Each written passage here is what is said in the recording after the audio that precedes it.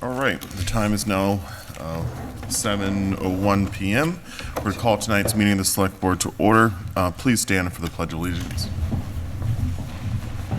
I pledge allegiance to the flag of the United States of America and to the republic for which it stands, one nation, under God, indivisible, with liberty and justice for all. So good evening. In accordance with the requirements of the open meeting law, please be advised that this meeting is being recorded and broadcast live over the Lunenburg Public Access channel, on Facebook Live, on the Public Access Facebook page, and will be uploaded to the Lunenburg Access YouTube channel after the meeting. The agenda lists all the topics which may be discussed at the meeting and those reasonably anticipated by the chair. Votes may be taken as a result of these discussions, though not all items listed may in fact be discussed, and other items not listed may also be brought up for discussion to the extent permitted by the open meeting law. First on our agenda tonight, we have public comments from the board. Any public comments this evening? No. I have none. None. I have one. Yes. I just want to let people be aware that the Zoning Board of Appeals is hearing a 40B that opened a couple of weeks ago for Pondview Common up in Howard Street. And I just want to alert everyone, there was a full attendance from people in that area. But to the people of Lunenburg, this project could possibly impact the sewer district and therefore people who are on the sewer program and pay into the sewer, the sewer fees, and also the water district and those people who are water district customers. So this project could affect you and rates as well. So I would encourage people, the next continuance of this 40B, of course it'll be a lengthy process as they go through the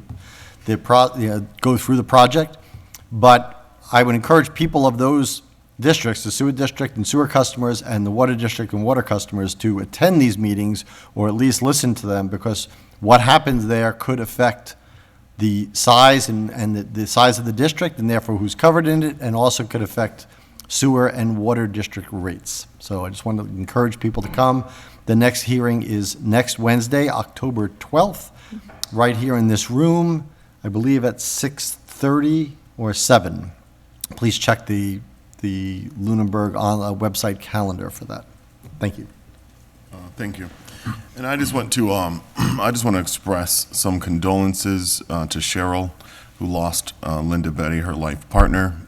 And loss is never an easy thing.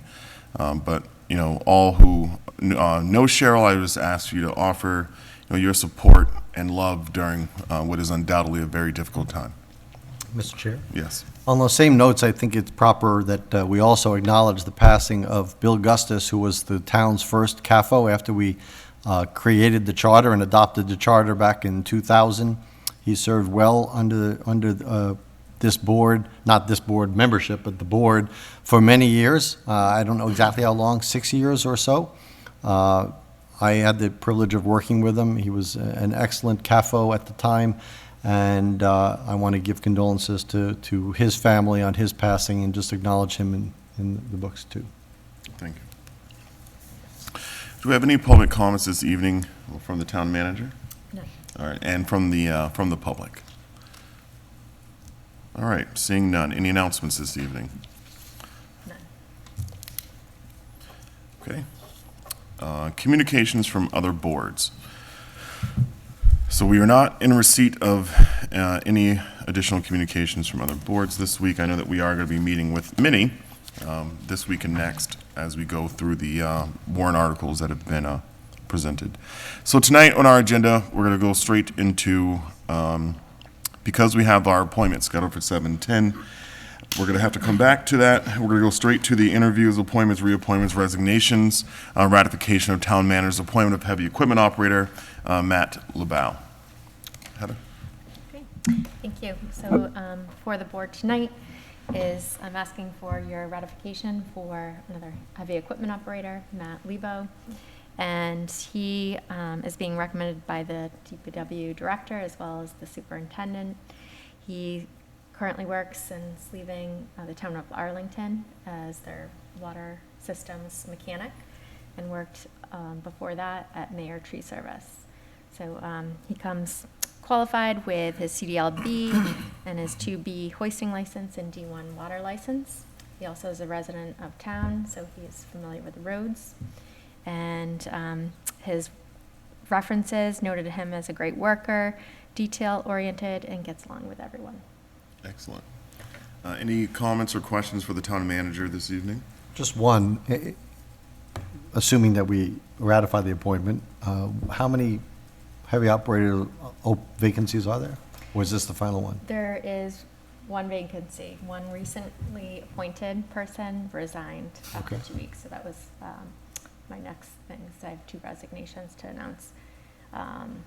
He found that he was looking for a job that was more heavy equipment operator experience all the time, where this is a combination of labor as well. So Gotcha. Thank you. Any additional comments or questions for the town manager? All right, is there a motion to ratify? I move that we ratify the town manager's appointment of heavy equipment operator Matt Lubell. Second. Any additional discussion on this? As many as are in favor of the motion, please say aye. Aye. Those opposed, no. The motion passes. Right, thank you. The other announcement of resignation is for our conservation administrator, notified it already, but for the public, Nadia Madden, her last day will be October 19th. She took a position, was the floodplain manager for DCR, so it was a good opportunity for her in her career.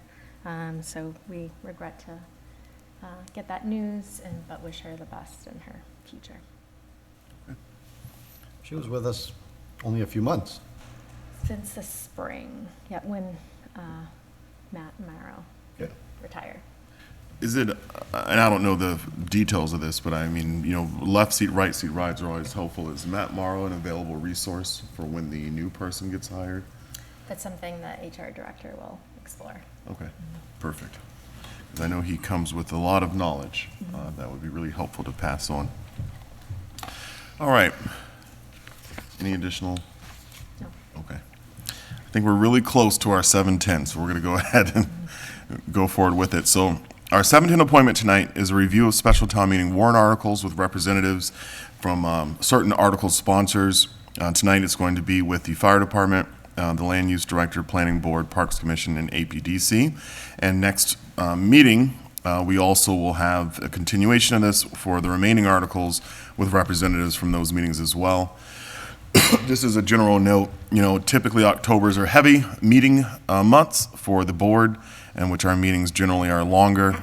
So for the public, you should expect that most of our meetings in October will probably be in excess of 2 hours.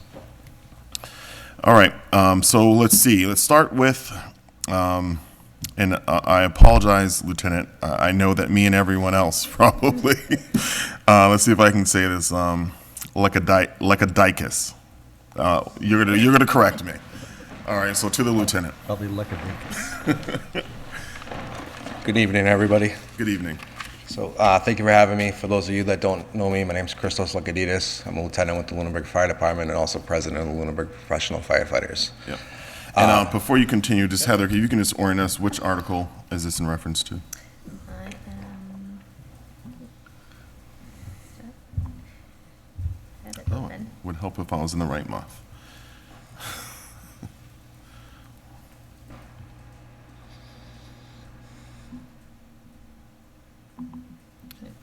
I know it's, Is it E? It is E, okay, yeah, and I'll screen share it. thank you. Thank you, Lieutenant. Okay, so what we're looking to do with this article is to adopt the local option of Mass General Law, Chapter 32, Section 4, 2B, which I thank the town manager for putting forward here. This allows call firefighters that worked for the town of Lunenburg, that became full-time firefighters in the town of Lunenburg, to buy their call time that they previously worked, known as credible service, to put towards their retirement. Currently, the call firefighters, they pay into a deferred compensation, not a the Worcester County retirement pension system. So what we're currently able to do, that Chapter 32 allows us to do, is we're able to buy back up to 5 years of credible service. Now that's time actually worked based on hours. So if I worked for 7 years, so for my example, I was a call firefighter for 7 years before appointed full-time here in town. I submitted my hours to the retirement board through by way of the payroll and benefits coordinator, sent my hours to the retirement board for their review. They sent me a letter back saying that I have over 5 years of credible service, but currently under the law, I'm only able to buy back 5 years of service. They submit a fee to go along with that, and basically that's the interest for what I would have paid into for those 5 years previously. That cost is currently 100% on me should I choose to buy that time back. Again, that's only for call time worked in Lunenburg. If I was a call firefighter for the town of Groton for a couple of years, that would not be applicable here working in Lunenburg. It has to be within the same municipality that you work in. So recently, I believe it was January 28th, the Worcester County Regional Retirement Board submitted to PARAC, which is the Commonwealth's Public Employees Administration, Retirement Administration, that they approved the local option for the board to allow members that pay into Worcester County to buy back more than 5 years. On April 22nd of this year, PARAC approved that credible service regulation, which that is the regulation that's before you. So now they're able to process claims should members have more than 5 years. For example, the town of Uxbridge this past fall adopted this local option, but because Worcester County hadn't approved it yet, until it wasn't effective until April of this year, they weren't able to process those claims regardless that the town had already adopted that local option. So we currently, of the full-time staff at the fire department, have 4 members that could potentially benefit from adopting this local option, gaining these employees anywhere from 6 months to 2 years of additional credible service.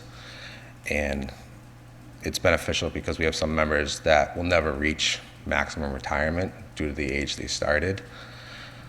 So basically it's the town's way of acknowledging that these members have put in the time with the town of Lunenburg, given the makeup of the department up until 2017-ish. We're strictly staffed Monday through Friday. During the daytime, everything else was on call. And the members that put a significant amount of hours getting up day in and day out, 1, 2 o'clock in the morning for years, putting the hours, and then going to their full-time job, it will allow the town to now recognize that they've put this time in and basically give them a little bit of a higher pension when they retire. I know the language is a little confusing in the law as with Mass General Law goes, but basically it's on the retirement board to calculate based on the hours that are submitted to them from the town what the employee is able to purchase back. See, I lost my train of thought here. So again, couple years max is what members would be looking to purchase back. Again, this additional time in addition to those 5 years is 100% on the employee.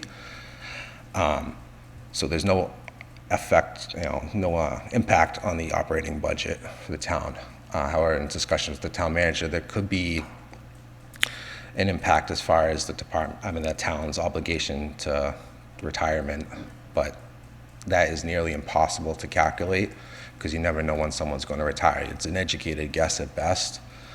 Even with, where we currently stand with not having this local option adopted, it's again an educated guess. It's optional that the employee buys back this credible service time. They could buy this back and choose to retire in 20 years, whereas the town's guessing, assuming someone's going to stay for 32 years. So you don't know until the employee actually retires what obligation the town is for their pension. Going forward, I don't see this option ever being used again. And the reason being is now compared to what it was when I started 16, 17 years ago, you couldn't find a job anywhere. It was 2007, it was, the economy crashed. You couldn't find a fire job anywhere. Now, you could throw a dart at a dartboard and find a job anywhere. There's more jobs out there than our employees working them. So we're not retaining a lot of call members for a long period of time where they're very active before they find a full-time job, either with us as we grow or with another department. So it just, again, like I said, we have a few members that have put 5, 10, 15 years of time in, and, like I said, we're not going to see that going forward in the future. So Thank you, Lieutenant. that's it. Any questions? Yeah, I think first, thank you. I think it's always helpful when there's a personal story that really personalizes the request. Yeah. So I want to open it to the board for any comments, any questions on this, and just to state, our intent here tonight is to identify confirmation of inclusion in the warrant, and if we're able to make recommendations, to make recommendations. Okay. The only question I had was the long-term costs, and he said that we would not know that. We can't predict it, so that's the answer. So, I didn't have any questions. Or comments. I don't have any questions. I think I'm completely clear on what the ask is here. Thank you for clearly stating it. Okay. And I know actually one thing, I was watching the Finance Committee last week, and I know someone brought up as far as retroactivity. Talking with the chief, now in our research, there's been nothing to show that this is retroactive for any previously retired employees. And again, given the makeup of what our department used to be, the only living retired full-time member of the department is Chief Glenny.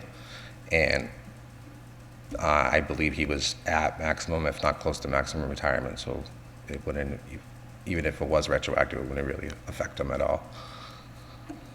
So I understand, and I thank you for your presentation, and I'm glad you presented the cases, the case studies that you did, or the cases that you did. I know we have a legal brief from both Labor Council and our General Counsel, so I'll need to review that. But I thank you for clearing up what the language is to put it in actual English about what they were trying to do. I'm generally very good at reading these, and even I commented that was close to unreadable. Yes. So Actually. thank you for that. Yeah, someone with a higher education than me wrote this. Well, it's not well written is the problem, but that's a different story. But I do want to hear from the town manager, although we can't predict when people retire, but we can at least talk about the generics about, in a ballpark, what this could potentially be in dollar values, even with the four? You said 4 people? Potentially 4. So there's 4 of us that have over 5 years of credible service based on what we've already purchased back. Because when we get our letter, it tells us our total amount of credible time, but we're limited to purchase 5 years. So for instance, my circumstances, I purchased 5 years back. I have a little over 6 years of credit that's eligible. I have to confirm with the retirement board based on my numbers, but based on my calculations, it's not even adopting this local option. It's not going to probably be worth it for me to purchase it based on my age and when I'm going to fall into maximum retirement, but I need to confirm that. So again, it's at max, it's going to be 4 members. Okay. That was part of the questions that have been asked as far as scope to Labor Council, if it includes police as well, and his answer was that it does not. That's the local acceptance option, and this refers only to on-call and reserve firefighters. Mm-hmm. So that helps clarify how many people would be affected. I did reach out to Worcester County Retirement as far as what would the impact be, but I haven't heard back from them yet. I also reached out to our actuarial who does our OPEB. That's obviously what I'm costs. asking. Right? It's really minimal on the OPEB costs. It's really the town assessment for regional Worcester County Retirement that would be affected, and when people could retire. So as far as how long the town will be paying assessment-related costs for those employees.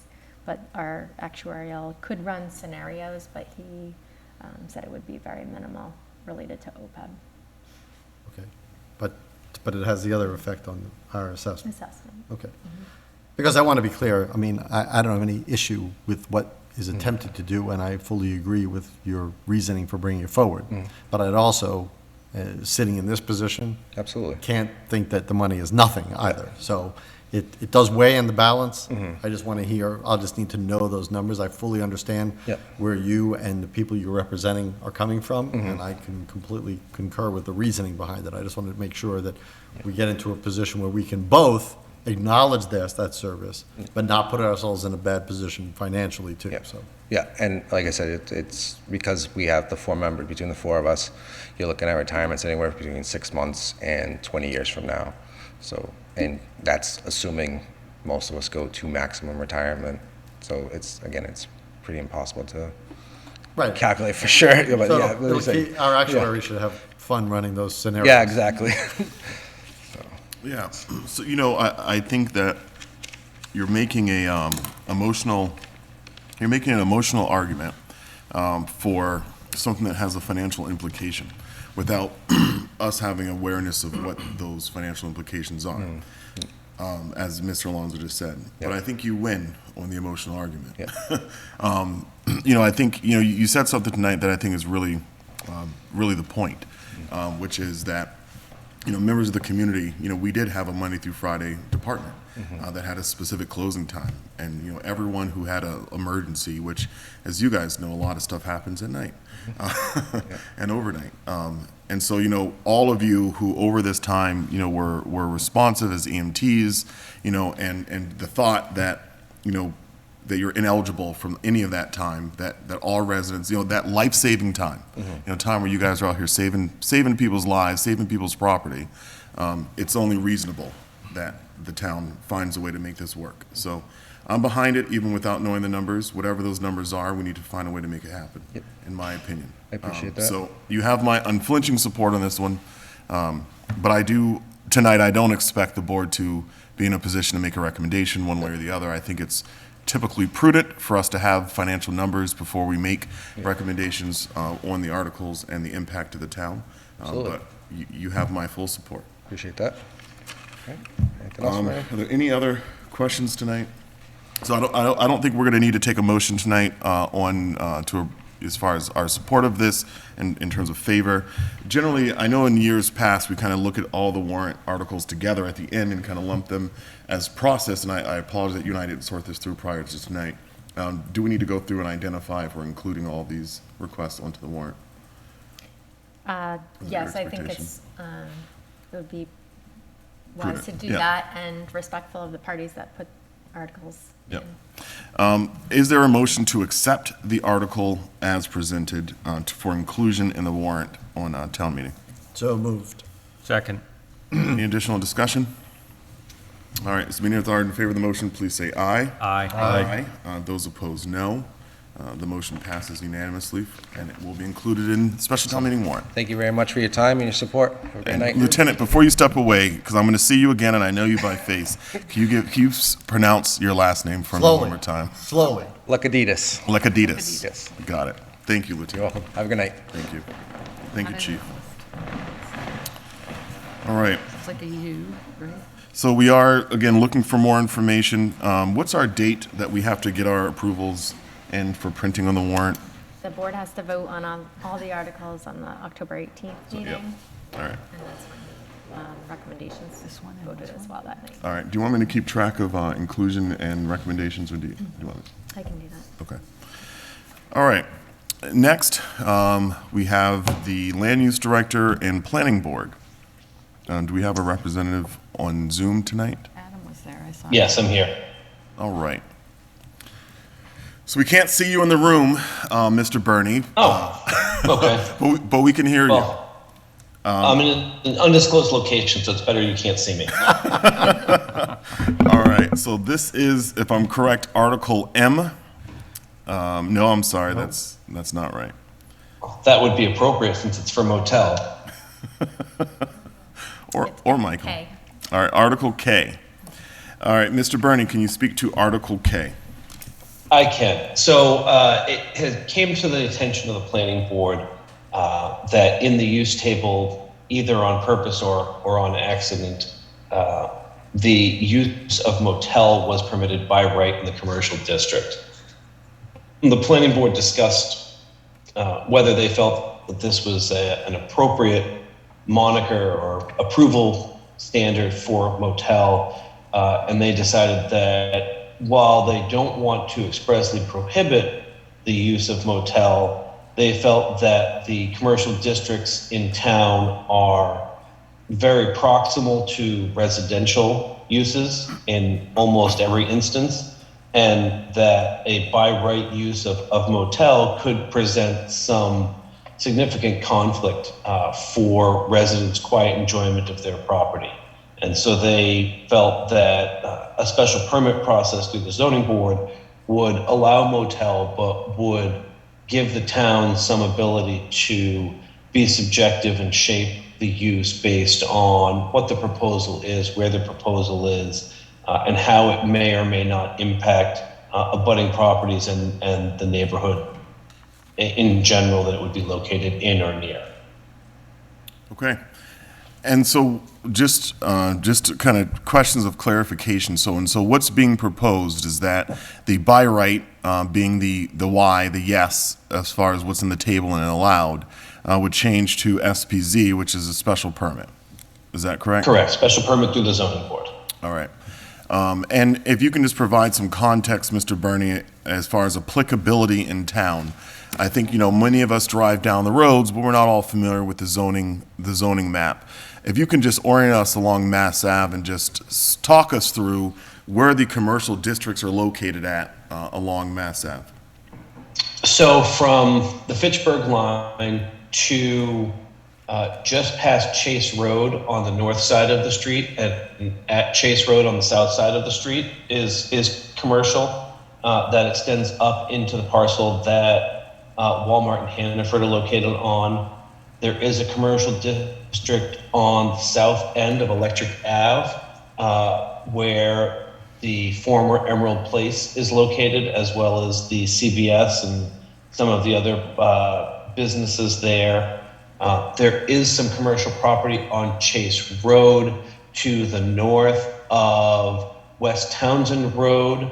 There is a commercial district at Mass Ave and Townsend Harbor Road on both sides of Townsend Harbor Road. It would include like the Sealy Automotive parcel, both houses on the corner of Townsend Harbor Road, down to just past the Puppet Theater. And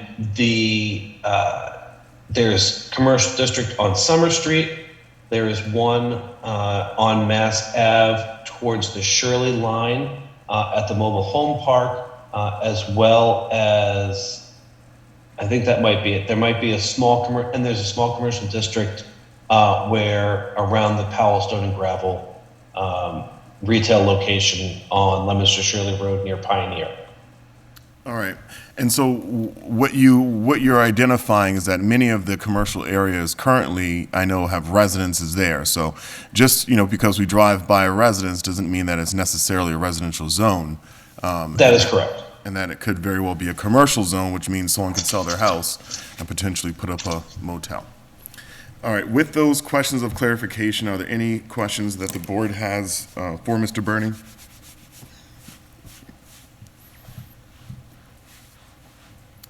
Okay. Any comments for Mr. Burney? Any other discussion?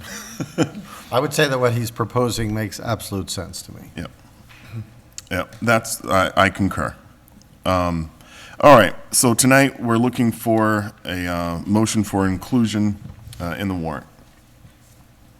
Move to include the article submitted by the planning board to be in the warrant.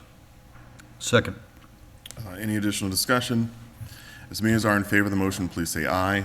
Aye. Aye. Those opposed, no. The motion passes. Are we also prepared tonight to make a recommendation for approval? Not for me. I'd like to think about it a little more just in case, and also hear from anybody who may be watching this program if there is a counter-argument to which we are not aware. All right, we will delay recommendations on this until the 18th, Mr. Burney. Sounds good. All right, thank you. Thank you, Adam. Thank you. Have a nice night. All right. Okay. Next, we have an article provided by the Parks Commission. I see the chair of the Parks Commission is with us tonight. So, Ms. Lockwood, if you wouldn't mind coming forward. And, can you just, and this is Article F, like Frank. Like Frank. F for Parks. F for Parks. I also would like to acknowledge that we have another commissioner on Zoom. Karen Menard is with us. She just couldn't be here today. Okay, thank you.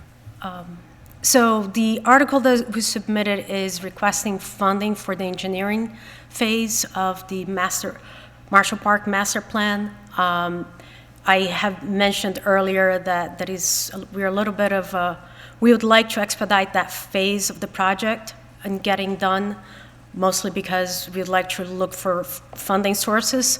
Generally speaking, there is a lot of money going out of the federal government and also the state. Last session, the state postponed, there was a big bill that we could possibly get funding through that from, I forgot the name of the bill, but that's going to come up soon. So as soon as we can get the engineering done, the sooner we can go out for those other funding sources. So that is the urgency of, putting this request. As presented, there's not a sum. What is that sum of money that you're looking for?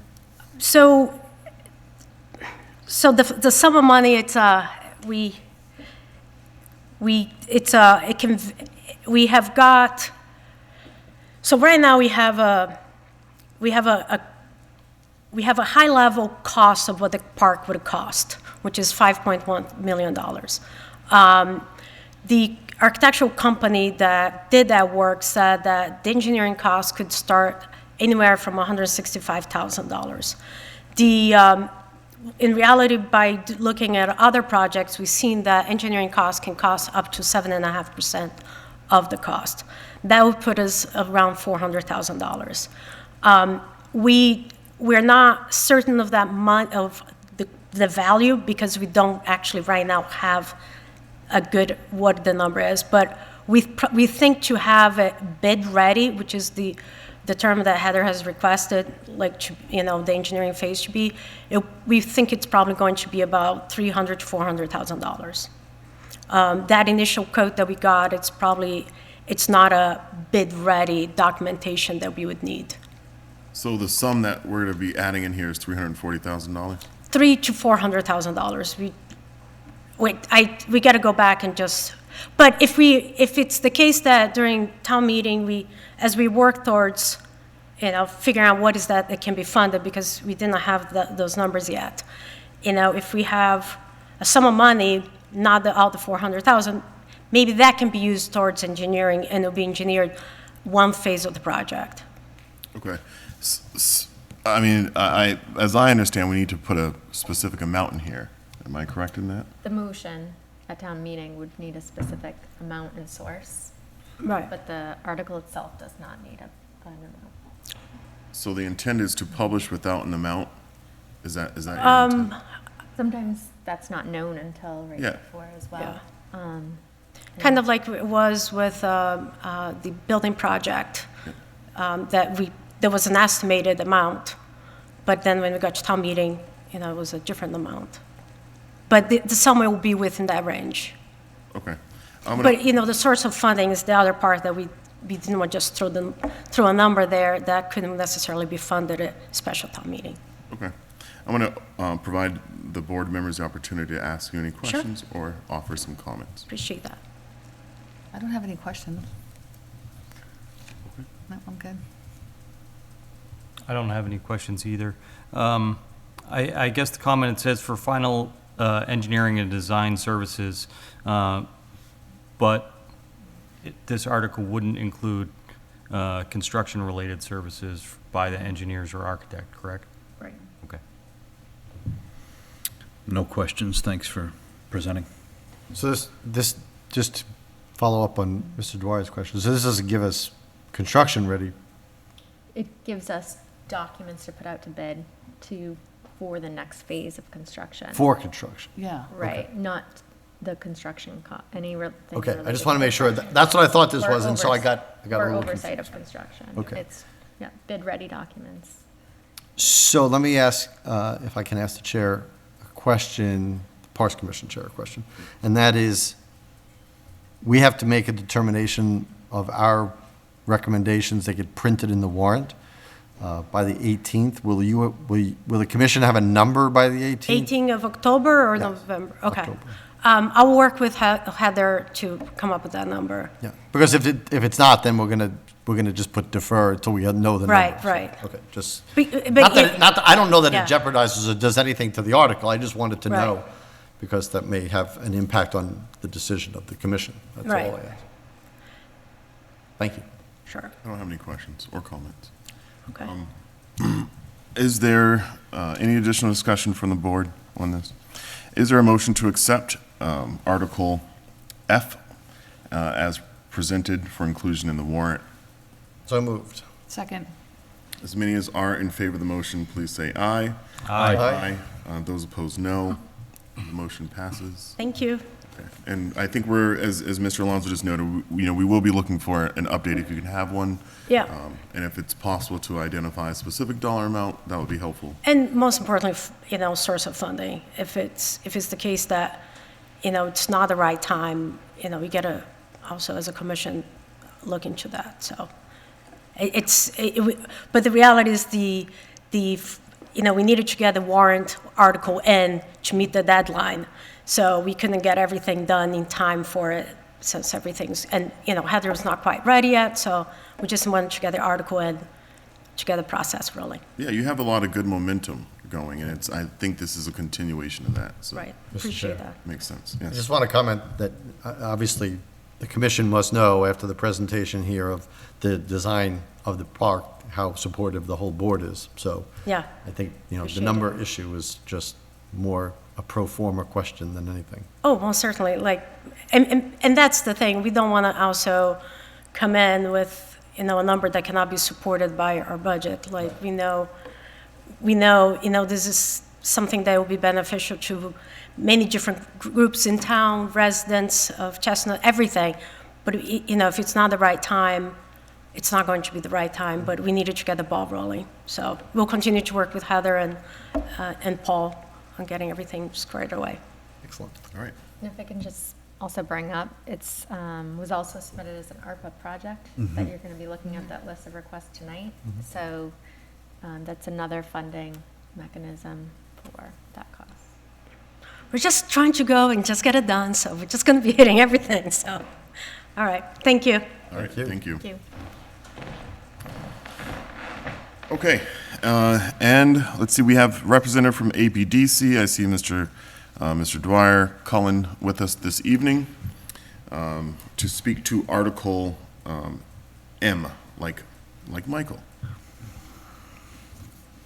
Please.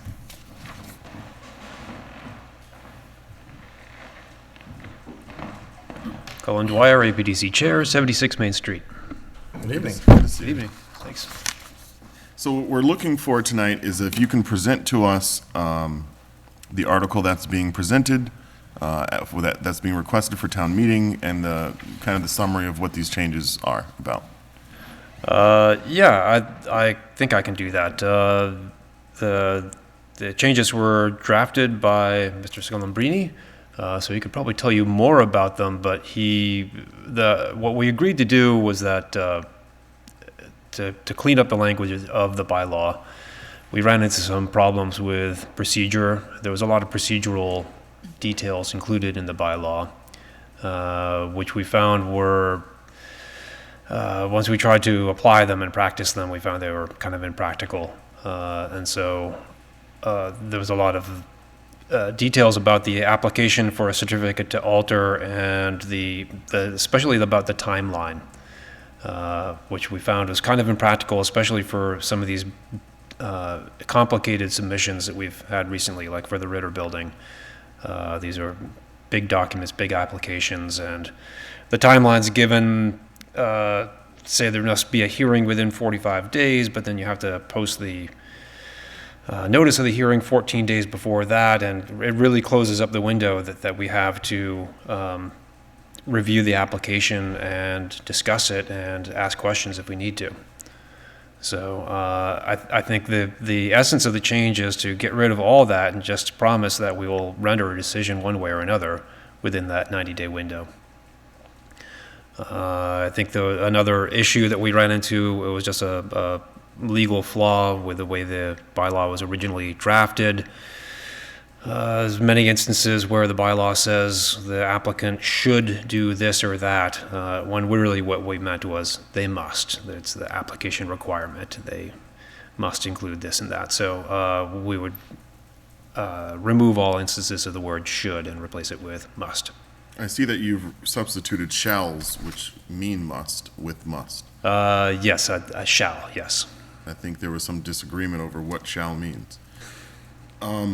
Okay, and so the gist of what you're saying is that what you're trying to do here is kind of remove some of these deadlines and make it so that way it's a 90-day process without the specificity of some of the, so as an example, as we look at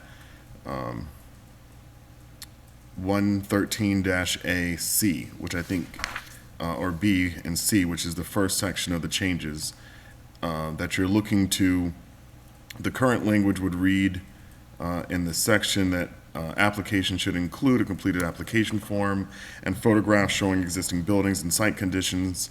For substantial alteration, including additions and demolition, applicant should also provide building elevations showing the proposed configuration and building materials, a plan showing the approximate footprint and relationship of buildings to other structures, exterior circulation, points of entry, and any other plan which may help to demonstrate the proposed building design.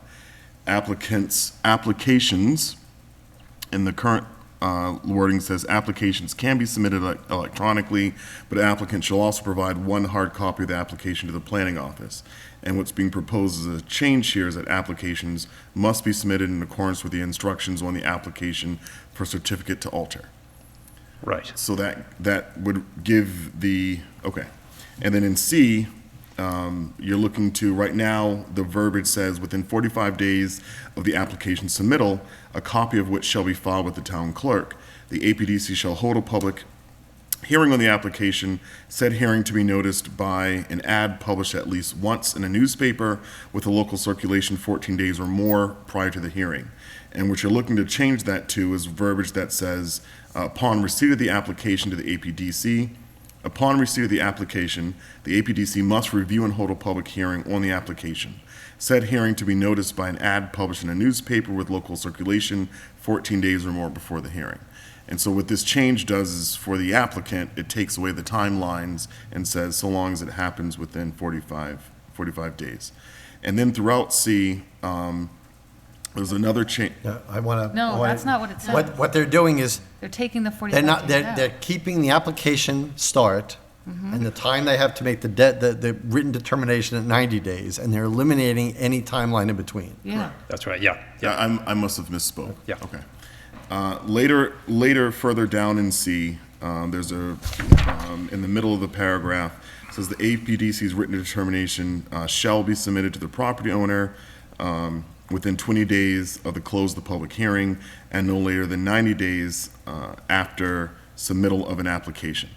And there's more to that. And then what you're looking to change here is to change it to say the APD's written determination must be submitted to the property owner after the close of the public hearing and no later than 90 days from receipt of the application unless granted a time extension by the owner.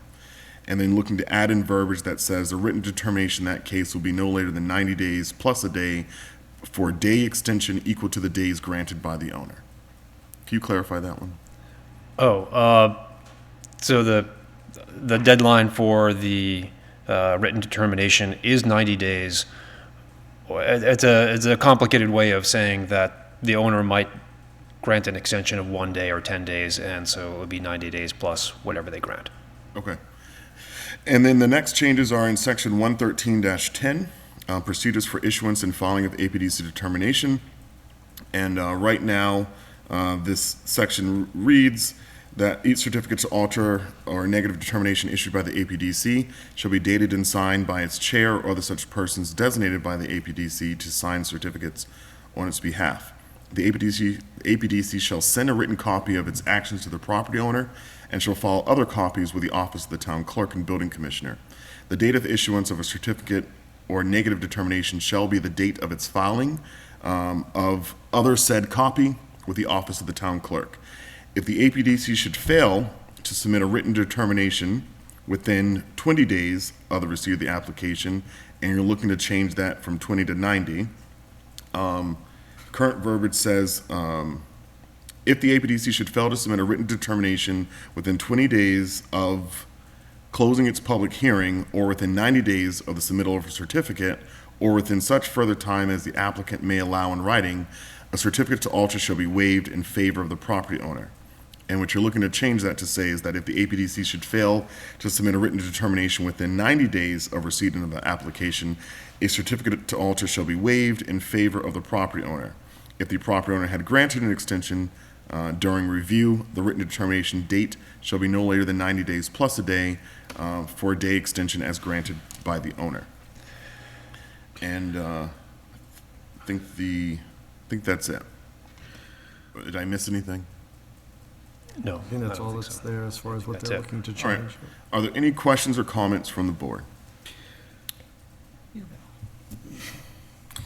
I don't have any comments. My comment is I think these changes do make sense, and the interim dates that were in there, I do think were unnecessarily complicating the applications.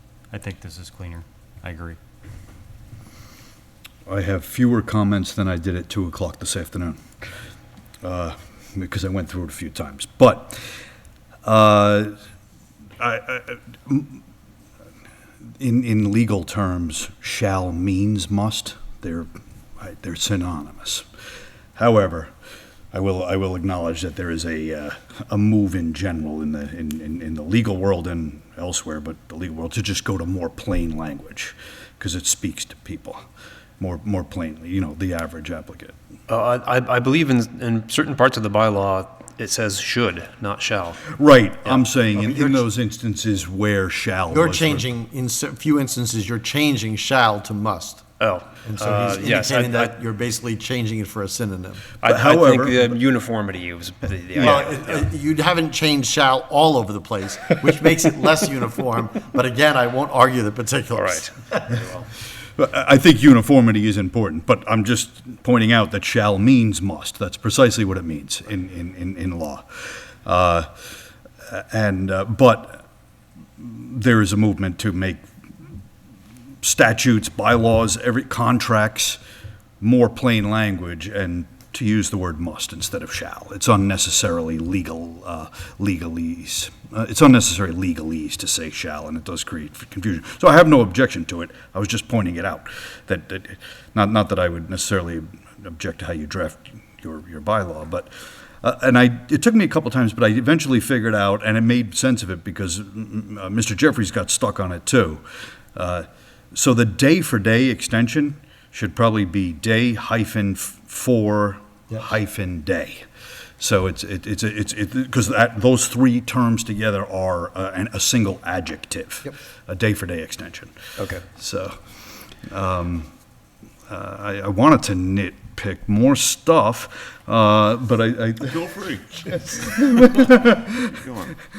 but it made after a couple of readings earlier, I saw what was happening, and yes, I think it clears things up a bit and creates an endpoint, which is not the way I had first read it. So I don't have any more nitpicks at the moment. So, Mr. Franco took two of my things, so definitely I concur with the day-to-day. No, that's good. That means I'm on the right track. Well, you're using me. I will say the change of shall to must is problematic in the context of the rest of the document because you're not changing it everywhere. So I would suggest either you change shall to must throughout the whole thing or don't change it in the place where you did. My preference would be the latter because I don't think you need to, but that's just the thing. As far as the content, I think it does clear up things. I'm for the end point, the beginning point, and work the time the way you want. You still get to the same end point, and we're not moving that. That seems to be the most important of the things in there. I will point out an inconsistency that I think was inadvertently created, in that in section C of 13-8, you strike out the point where it says a copy which shall be filed with the town clerk, but in 1310, there still in there talks about a file with the office of the town clerk. So either they have to submit a copy to the office of the town clerk or they don't. You admit it, you omitted it in the place where it was required to be sent, but now you left it in the procedures for issuance and filing of the APC determination. So I would probably recommend that you remove that unless it's required by, what is it that you changed it to? The application for a certificate to alter, the instructions. So if the application for certificate to alter requires that you put something in the town clerk, fine, then 113-10 should acknowledge that the APDC shall send a written copy of its action to the property owner, shall file copies, the date of issuance of certificate or negative determination should be the date of its filing of other said copy within the office of the town clerk. That's the part that you have to modify, because Right. if that application of certificate to alter doesn't include that, then this doesn't mean anything. So I just point out that. Otherwise, I like the intent of it, and, aside from those minor notes. Okay, my comments, I'm not in support of most of these changes that are being proposed. So I'll walk through some of my concerns. I think there's already generally, if you're the homeowner who's living in the village district, not everyone actually wants to live in a district that superimposes, additional restrictions on homeowners that aren't imposed anywhere else. And so I understand that there's already a lot of sensitivities around and not full support for the existence of the district. Nonetheless, the districts exist, right? And so we have to kind of make do with what we have, unless the district is repealed. One of my concerns is that, homeowner goes before, is doing some work at their house, and they go before, and most of it's allowed with permission from the building inspector. And so they know their timelines. If you submit an application to the planning board, which is our primary board that, issues permits and approvals, that there's really rigid timelines. I know the experience that we had working with the APDC a year ago from now, I think there was a lot of concerns about timelines. So I don't like the idea that a homeowner is going to submit an application and you guys have 90 days without any specific date in mind for that homeowner to hold a public hearing. I think that the intent of the bylaw of saying, the way that the bylaw was originally written is to intentionally meant to force the APDC to act quickly. That it's an understanding that this becomes a burden on homeowners. This is an additional step. And so the process here needs to move fast. The process has not moved fast with the APDC, and these proposals are seem to me to slow it down even more. I think that the homeowner, again, the removal of the 45 days, I don't support that at all. I think that there needs to be here triggers that force the APDC to act in a reasonable, responsive time frame.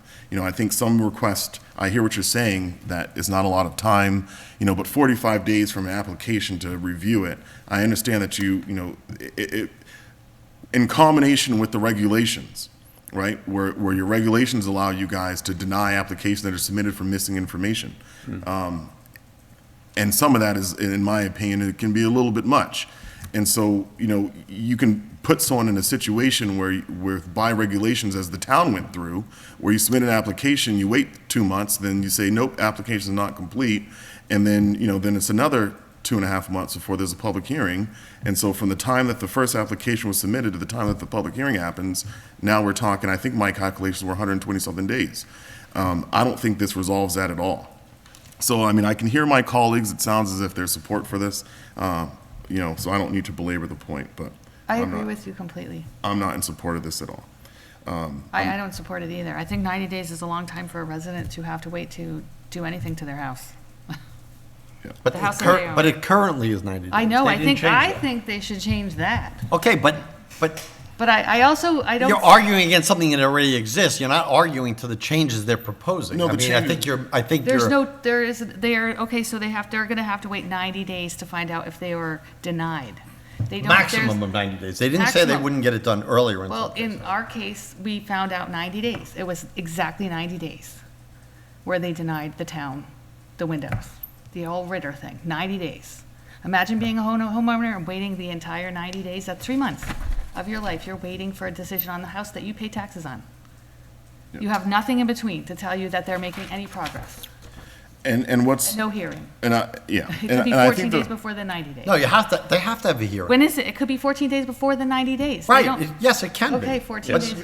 But if you know, but if you're in that district, again, to Mr. Jeffrey's point, whether you want it or not, the point is the district exists. So we can argue the point of whether it should exist, but that's not this article. In the article, it already says 90 days. If you're a homeowner and it says they have up to 90 days, you should expect that it's going to take 90 days. That's what you should expect. Not when you have language that says within 45 days that there's got to be a public hearing. And I think that right now, the intent is that, from the time that the homeowner currently submits an application, that there's a guarantee that in 6 weeks, that there will, at least within 6 weeks, there will be a hearing. And again, I think that the practice of your regulations combined with these changes create an awful situation for homeowners.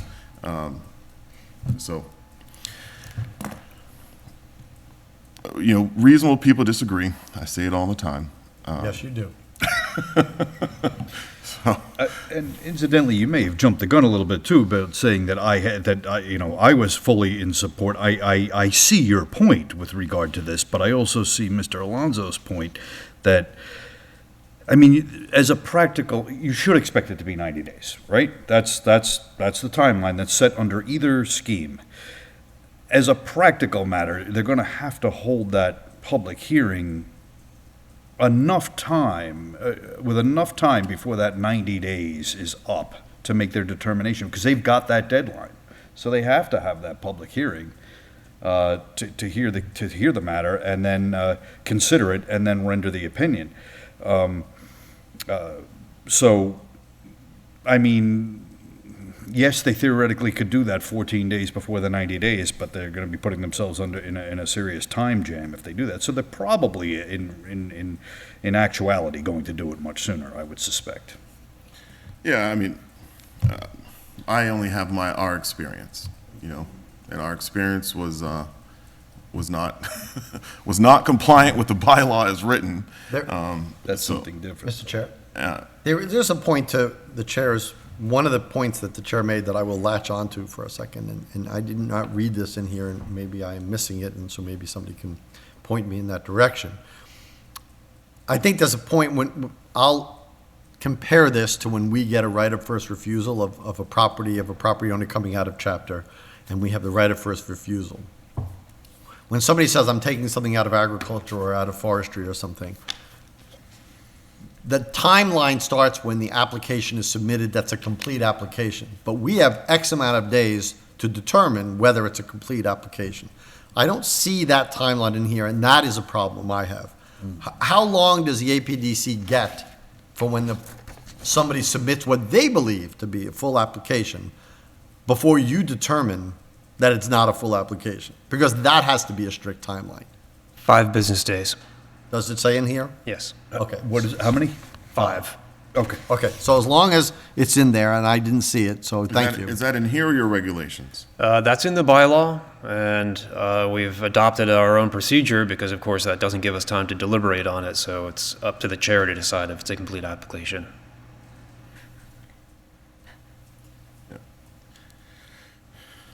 Can you point out what section that's Yeah, in? Because yeah. I don't see it anywhere. I think, because I remember it being in the regulations as far as completeness of the application. If you'll excuse me, yes. Yep. Mr. Chair? Can Yes. you just remind me when this APDC was created? Yeah, I don't, I'm not going to remember the year. I think it was 2014. It's right on the, It's right, well, this particular piece was amended last amended on May 7th, 2016. Was the last time it was amended. and it was adopted May 2nd, 2015. Yeah, so the year before, so 15. Well, I thought we amended this last year, didn't we? When we changed the appeal? Or was that to something else? Yeah, I thought we amended that So last year. anyone who bought their house prior to 2015 would have purchased it Without awareness. without awareness that this would be implemented? Right. Okay. And I think many people who've purchased it since then purchase it without awareness. Because Massachusetts is a buyer beware state. And Right. so owners aren't required to disclose Correct. that there's these restrictions when someone's like buying a house and coming up with all these plans and they're like eating it up. Yeah.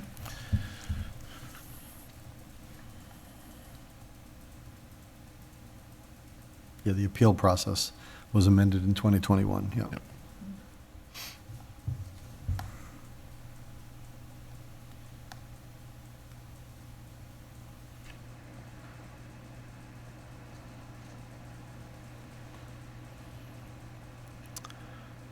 Mr. Chair, are we legally required to have this district? No.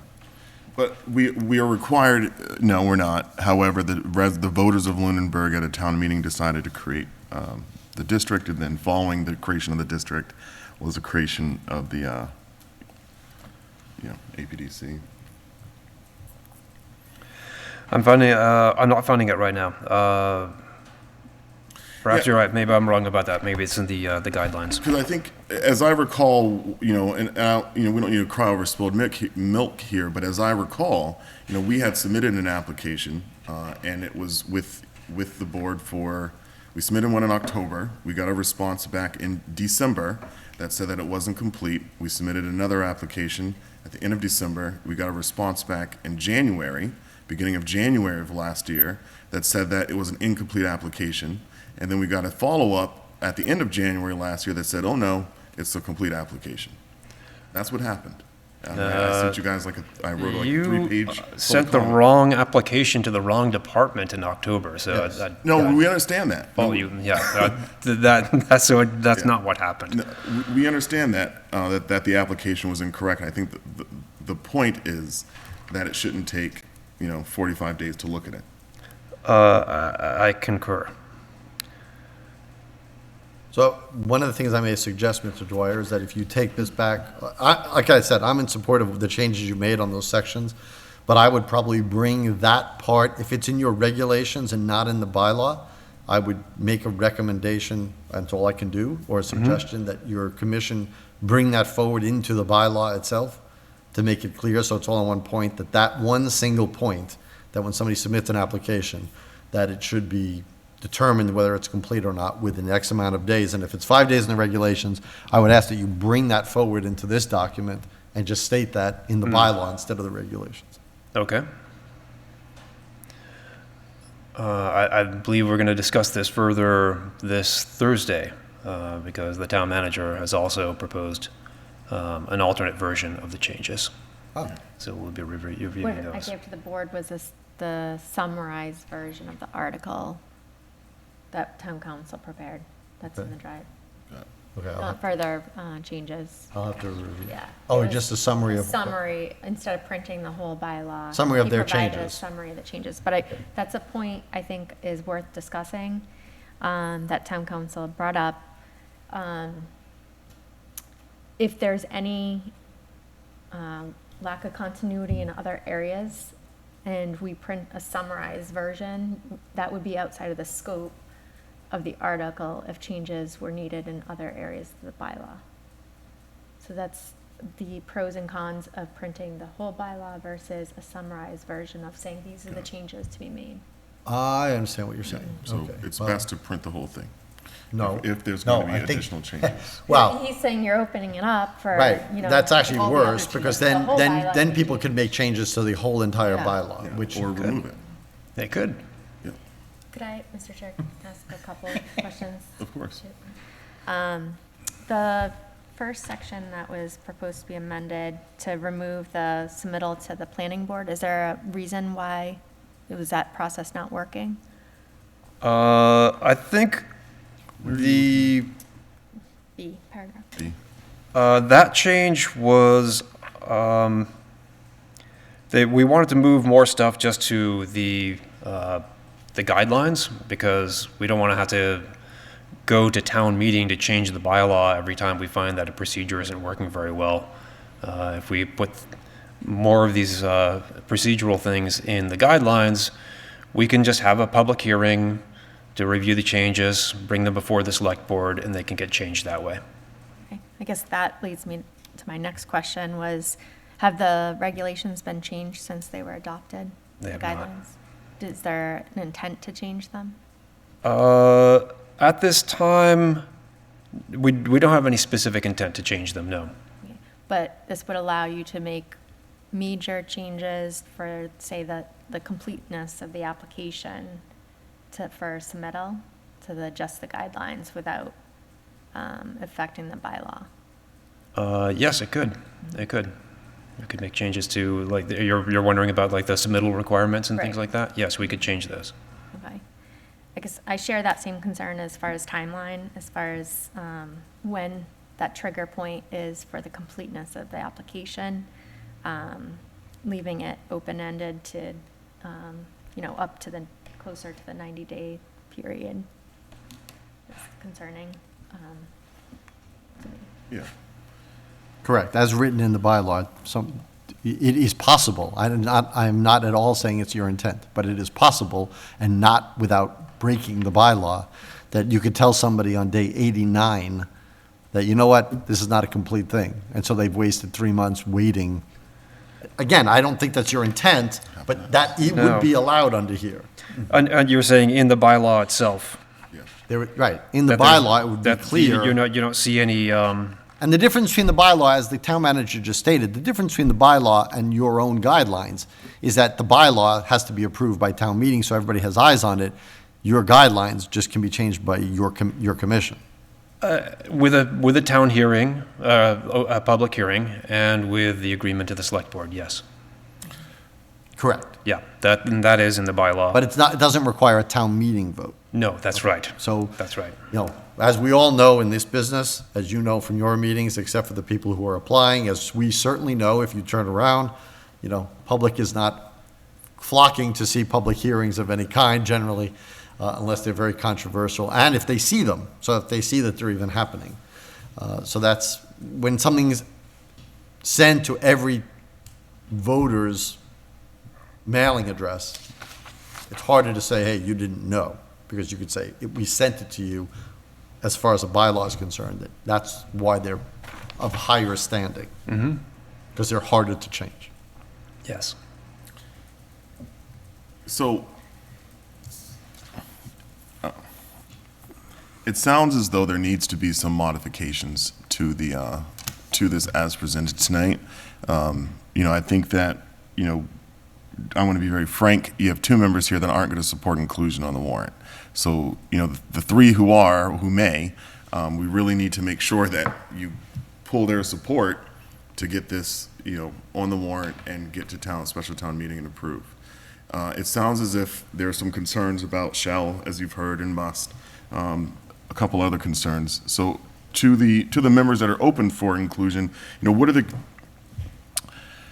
I'm going to ask this question, I'm sorry, first, Mr. Dwight. I understand the motive behind changing this as you've presented it in terms of the benefit to the members of the Apdc. How do these changes benefit the residents who live in the district? How is this an improvement for them? I think it will be a clearer bylaw, a simpler bylaw. So simpler and just clear? Okay. To my fellow board members, what are the key things that we need to see changed here so that way this can get onto the warrant? Mr. Chair?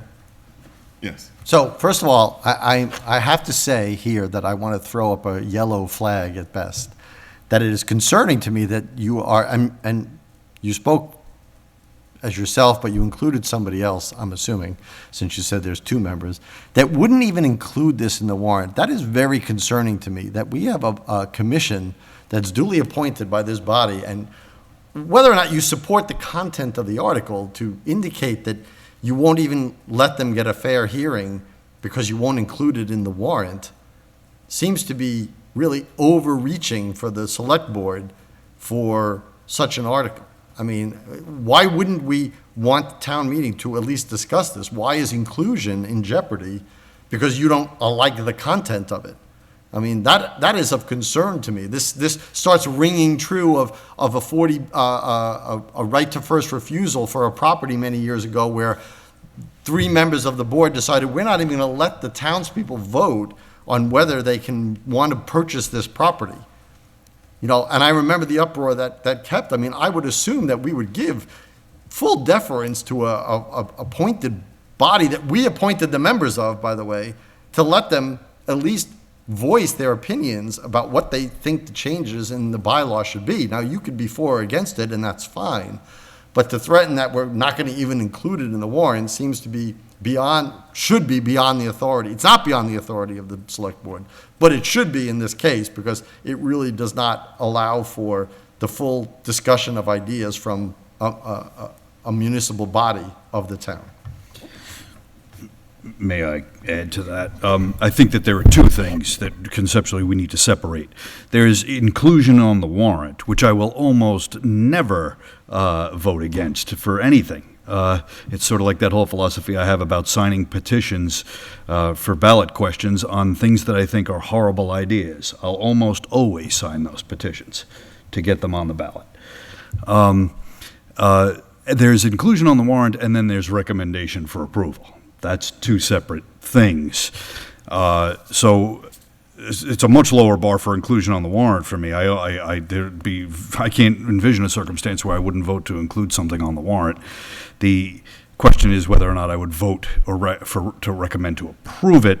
And I will say this, just as you go back and craft, because Mr. Jeffries did bring up a good point about when you go to rework this, what you're likely to get for support for a recommendation for approval or not. Yes, somewhere I need to have it pointed out. It's got to be clear somewhere that, you know, this can't go on indefinitely. There needs to be a decision on whether there's a complete application by a date definite or day definite.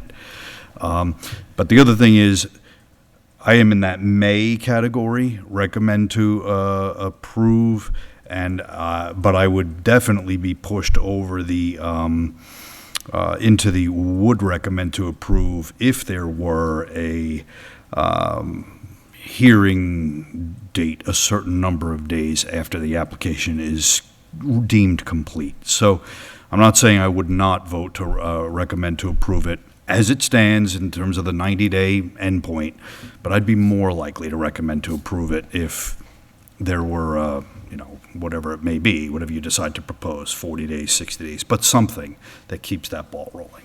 Just. Yeah, you know, I just happen to disagree, perhaps with you. I hear what you're saying. I understand your perspective, and I do genuinely respect the viewpoint. You know, I think that part of our role on this board is to decide what goes onto the warrant for our town meetings and special town meetings. And if it wasn't our role, then we wouldn't be having these discussions. So I think that there is an element of discretion that we should employ. Generally, that discretion should be used sparingly.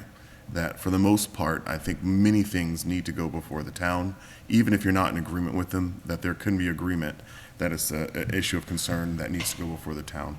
In this case, I don't think, you know, I don't want to beat you up, Colleen, because I do, and I know I told your wife that I have a lot of respect for you, and you know, you're such a dedicated public servant, and I think that when you come before us, a lot of times, especially coming from me, there's a lot of opposition to what's being proposed, and I know that's difficult when you're passionate about what you believe and your perspectives, you know, and for someone to, you know, actively disagree as I do often. So it certainly isn't intended to be personal, but I don't think these changes help the residents who live in the district. I think they help the Apdc have a lot more flexibility with how you conduct business, but I think it harms homeowners. And so I don't think we need to go to town meeting with it, because I think it's harmful. I think that there could be, people who come before us, boards who say, let's give everybody $5,000. Sounds great. Let's do it. But realistically, we don't have the money. So why do we need to put something like that forward? It's a waste of time. And so I think in this case, I'm not saying this is a waste of time. That's not a fair comparison. But I think this is harmful as presented, and I can't support including this. Now, perhaps there will be some changes in the next week that would change my mind. But ultimately, we're a board of differing opinions. I think that it is helpful that we do have members who have really strong convictions that a lot of things need to come before town meeting, even if they personally disagree that it needs to be there for the public discussion. I can understand that perspective. I just don't happen to agree with it. I have a point of clarification for Mrs. Lemieux. Yeah. You talked about how it would be printed. You could print it two different ways, the ballot question. So the one way is the condensed version, and the other way is the entire bylaw. Correct. And so how would if printing the entire bylaw affect, like, town meeting? Could person go in and change the entire bylaw? Right, anything within the bylaw could be amended. So we could decide to print it one way or the other as a board? Is that, or did we get a recommendation? From town council? Yeah. He said that the summarized version, excludes it just to those amended paragraphs. Yeah, but I mean, if the whole motion's there, then If the whole bylaw's. the whole bylaw's there. Then the whole thing is fair game. Yeah, is what- which- okay, yeah. That for me may be the ideal. What is the I would But the support person that. didn't want to include it to begin with. No, but I mean, Right, I there's would a lot more support that. changes I would want to make. All right, so Pack a lunch or dinner. So pack a dinner and a breakfast. Yeah. Oh, yeah, it's dinner time. so do you think, Mr. Dwyer, that you'd be able to come back before us next week with changes, or do you need until the 18th? I think that might be possible next to this. That'd be the 11th then. I expect.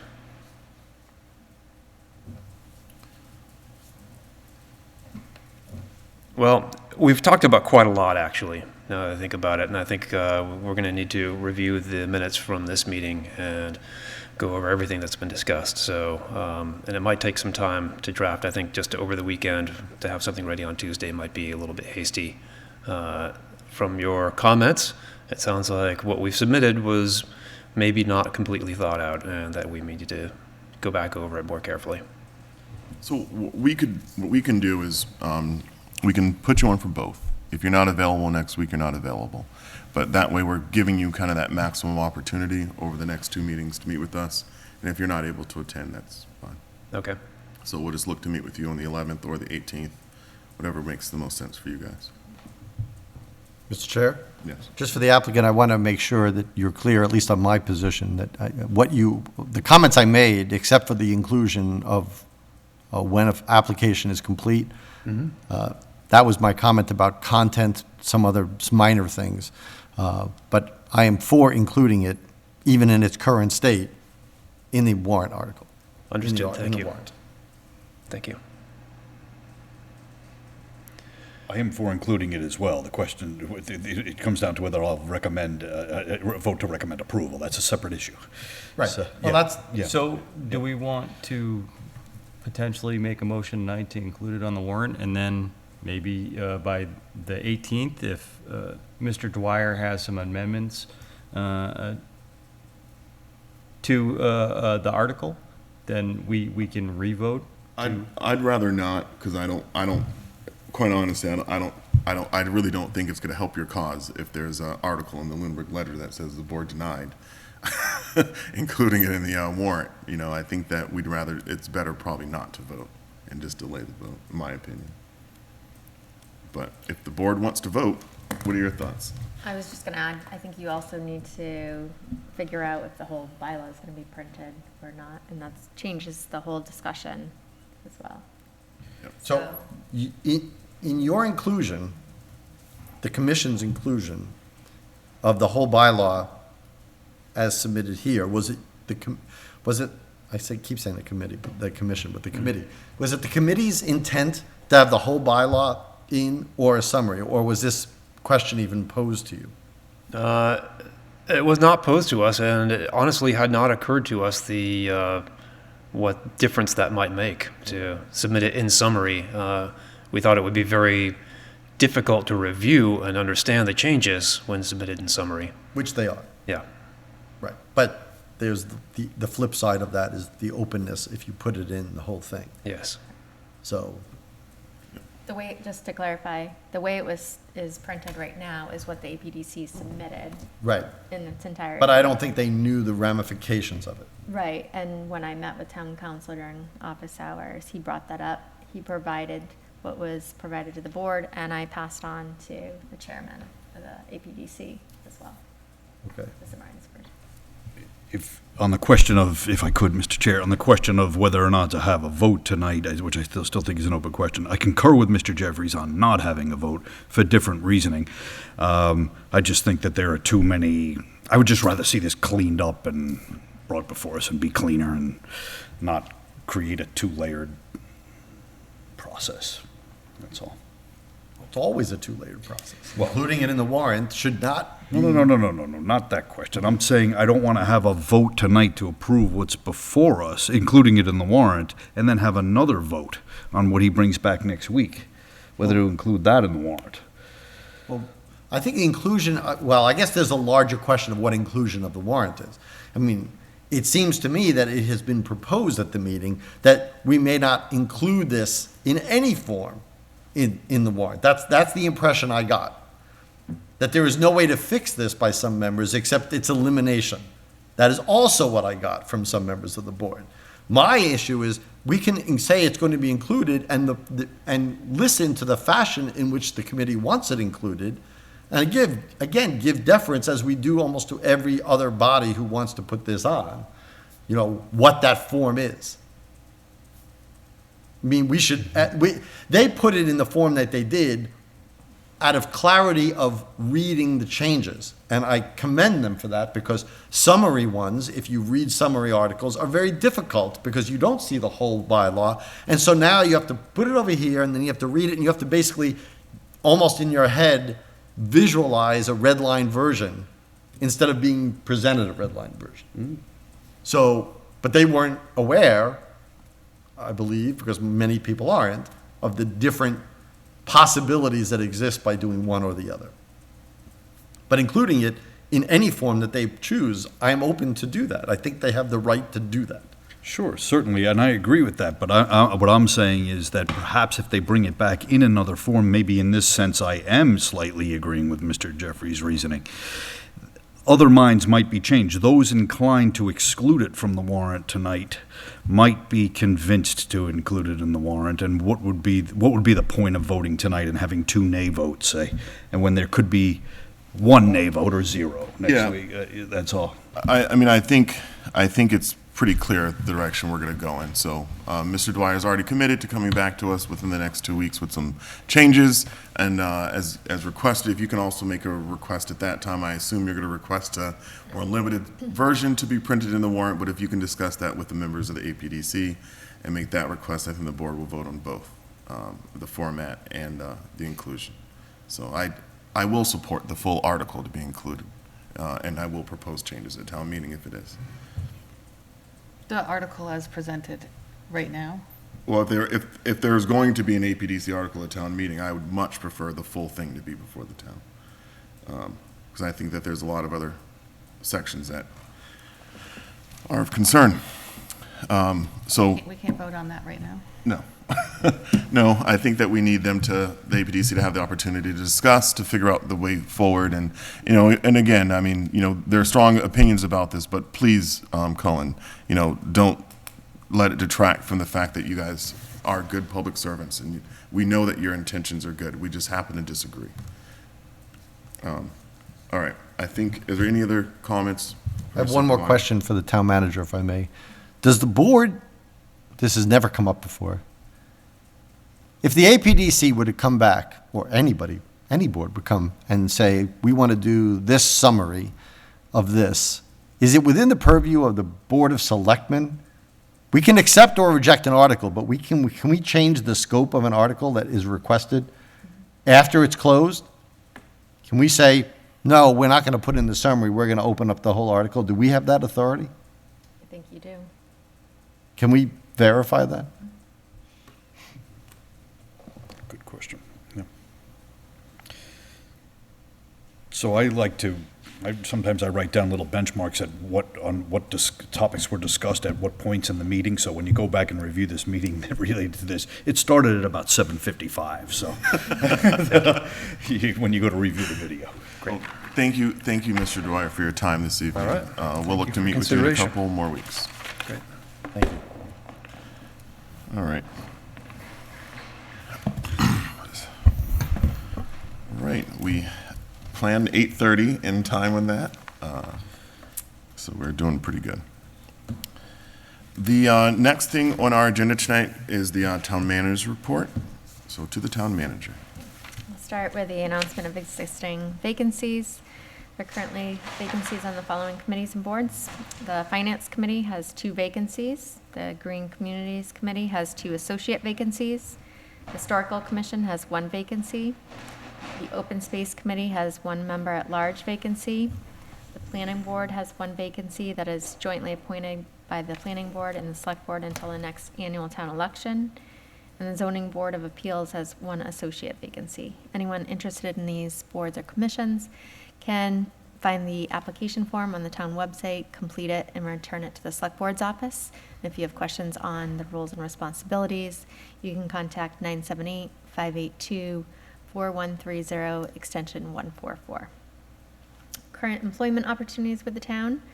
There are currently postings for the following positions: the Administrative Assistant for IT, which is a part-time non-benefited position; Conservation Administrator, which is a full-time benefited position; Heavy Equipment Operator, full-time benefited position; Library Assistant, part-time non-benefited position; Police Officer, which is a full-time benefited position; Production Technician for Public Access, it's a part-time benefited position; Public Safety Front Desk Clerk, which is a full-time benefited position; Recreation Director, part-time non-benefited position; Tax Collector Principal Clerk, which is a full-time benefited position; Van Driver for the Council on Aging, which is a part-time non-benefited position; and Videographers for Public Access, which are part-time non-benefited positions. Information on these job postings can also be found on the town website under Employment Opportunities.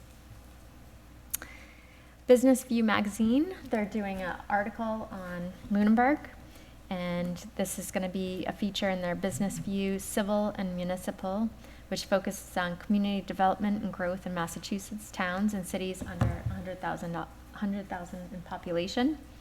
They have done features on Brockton, Taunton, Newburyport, Foxborough, East Hampton, Weymouth, and Gardner.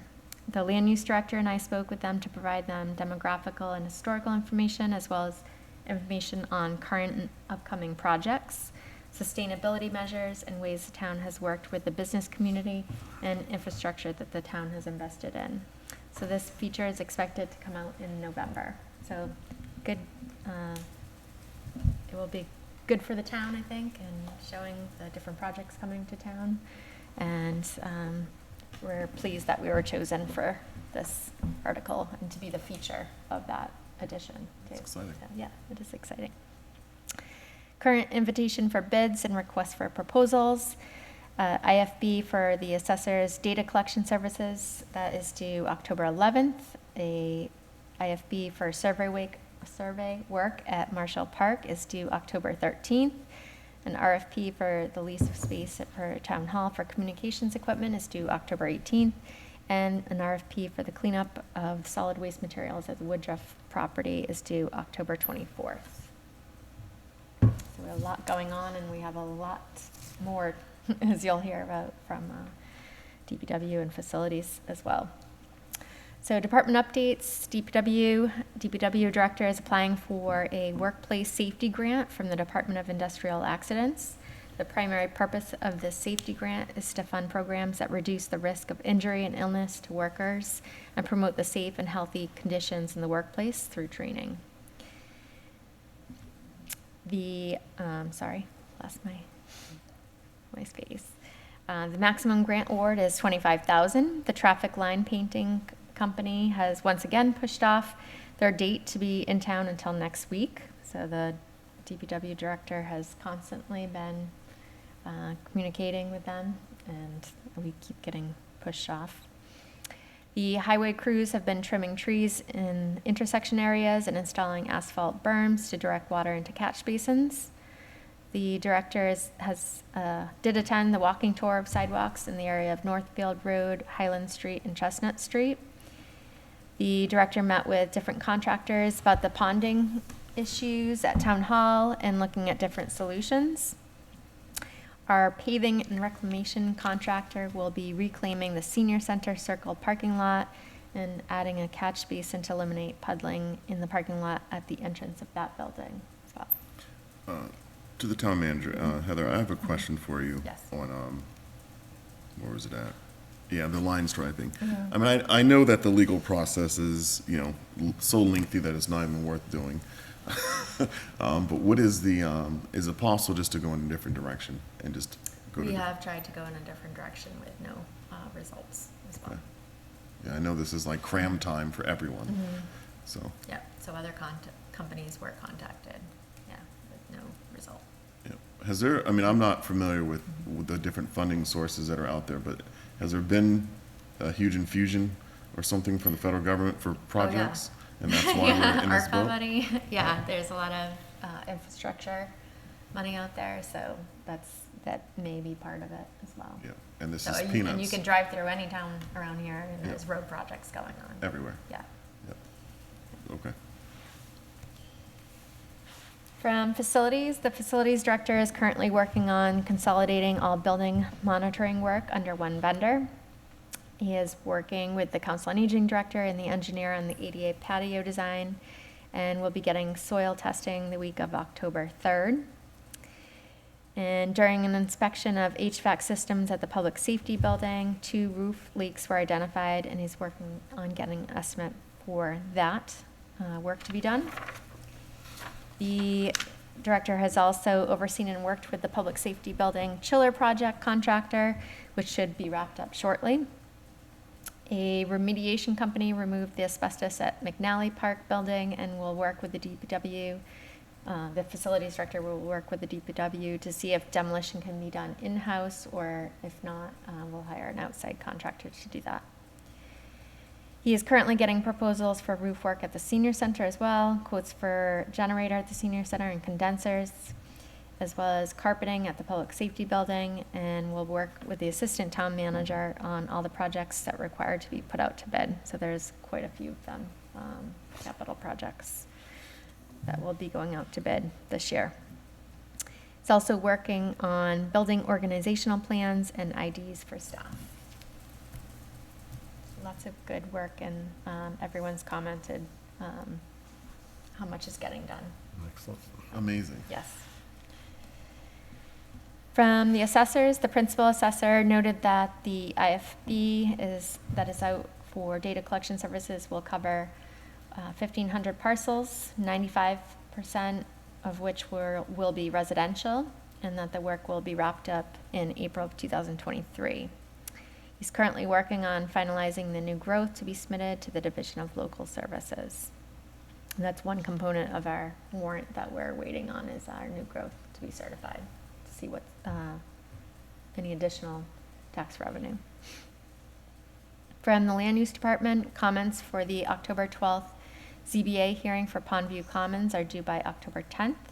This hearing will focus on water and sewer issues.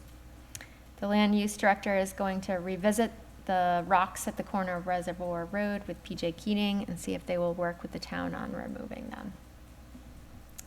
From the fire department, calls have increased for the fire department as the local private ambulance companies are not fully staffed, so there's an increase in calls for mutual aid. The 3rd paramedic takes their exam on October 23rd, and the 4th paramedic graduates in December of 22. We're getting closer and closer. Council on Aging, the annual volunteer recognition program is on October 31st at 9 a.m., as well as a legislative update from Senator Cronin, where he'll be presenting the big check for $100,000 for the ADA patio. My update from me, I've scheduled a benefit seminar for employees that are members of the Worcester Regional Retirement System for November 7th. And initially, I told the board there was going to be a meet and greet that was going to be done jointly with the school, but that date didn't work out, so we're going to be working on a future date for probably prior to a select board meeting as well for the DPW director and facilities director. Yeah, because their meet and greet is tomorrow. Yes. Update on the Ritter Break Room project. The students from Monty Tech were able to recommence the break room project to continue addressing all the preliminary work while the town works on finding the source of the leak in the foundation, and they're doing that work on October 6th. 30 School Street, hazardous materials abatement and demolition. The facilities director has been working with Ray Dunnitz and the environmental consultant on the scope of work for the remaining hazardous materials abatement and demolition of the building. Draft specifications and progress drawings have been submitted for our review with the goal of putting the project out to bid in January with an early spring start. An update on the Page Street culvert design and construction. McCarty Companies is 90% done with the bid documents and will be meeting with the DPW director this week. That project, if you remember, is $150,000 for the construction of the project in fiscal 23 capital. Flat Hill Bridge replacement project. Our engineer for this project is currently working on the utility coordination and easement coordination, and this is expected to be completed by February 2023. They have produced an updated utility plan and are contacting the utility companies about an on-site meeting for next week. We plan to advertise the project in March of 2023, and this will allow the contractor time to fabricate the culvert in time for October 2023, when the water in Lake Shirley is lowered and construction is preferred.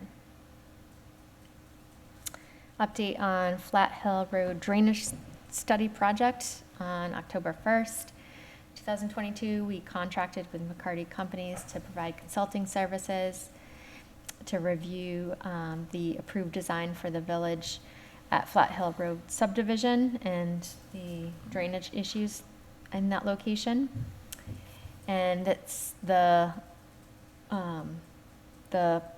McCarty was supposed to review the available drainage design and documentation to compare its compliance with current day stormwater regulations, an attempt to identify the potential causes of flooding and provide recommendations to minimize or alleviate them.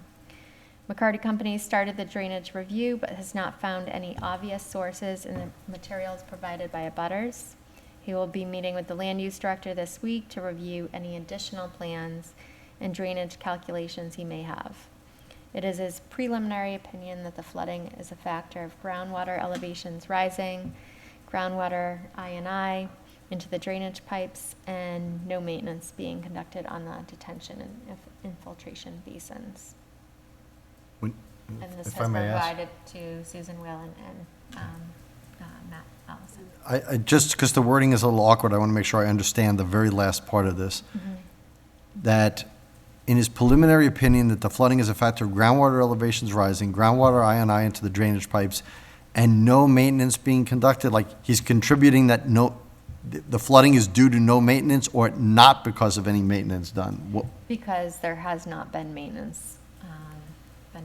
So the On lack of site. maintenance is Lack. also attributing to the flooding? Okay, I just wanted to make sure I understood what was being written. Thank you.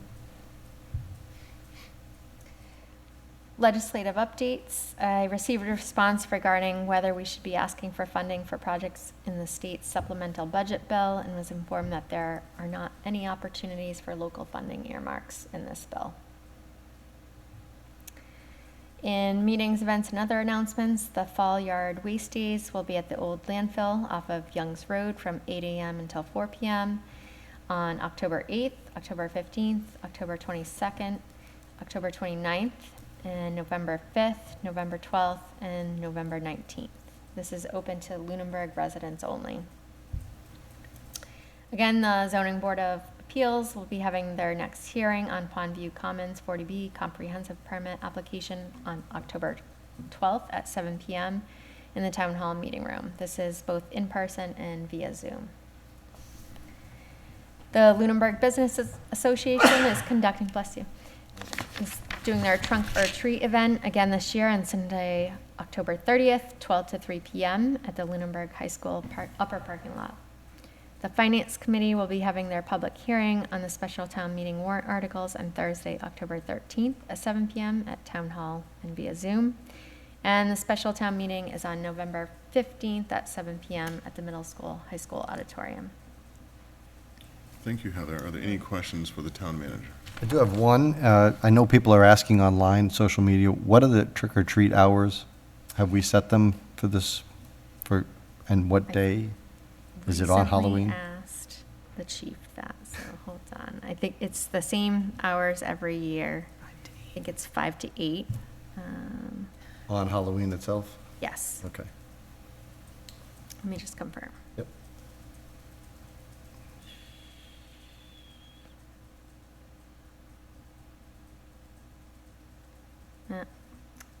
I'll have to get back to you.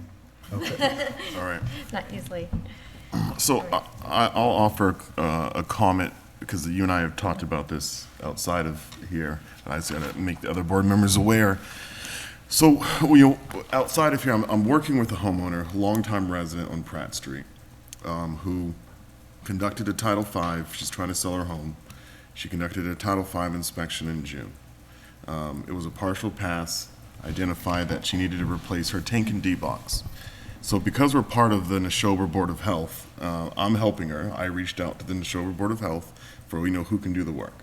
They sent over a list of about 80 different vendors, okay? That you then have to call to figure out who's going to do what. I must have called 40 to 50 people to try to get someone to do this work. Half the people on the list said, we don't work in Lunenburg anymore. The process is too slow. They don't do permits quick enough. It takes a month to get a permit back. And many other people just wouldn't respond. So finally, work gets contracted with Bobby Proctor. They go ahead and pull the permit.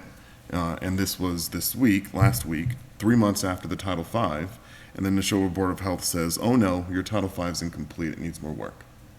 You need to do a groundwater test. So what this makes, for the homeowner, if you think about property values and interest rates and what they've done from June to now, this type of stuff is harmful.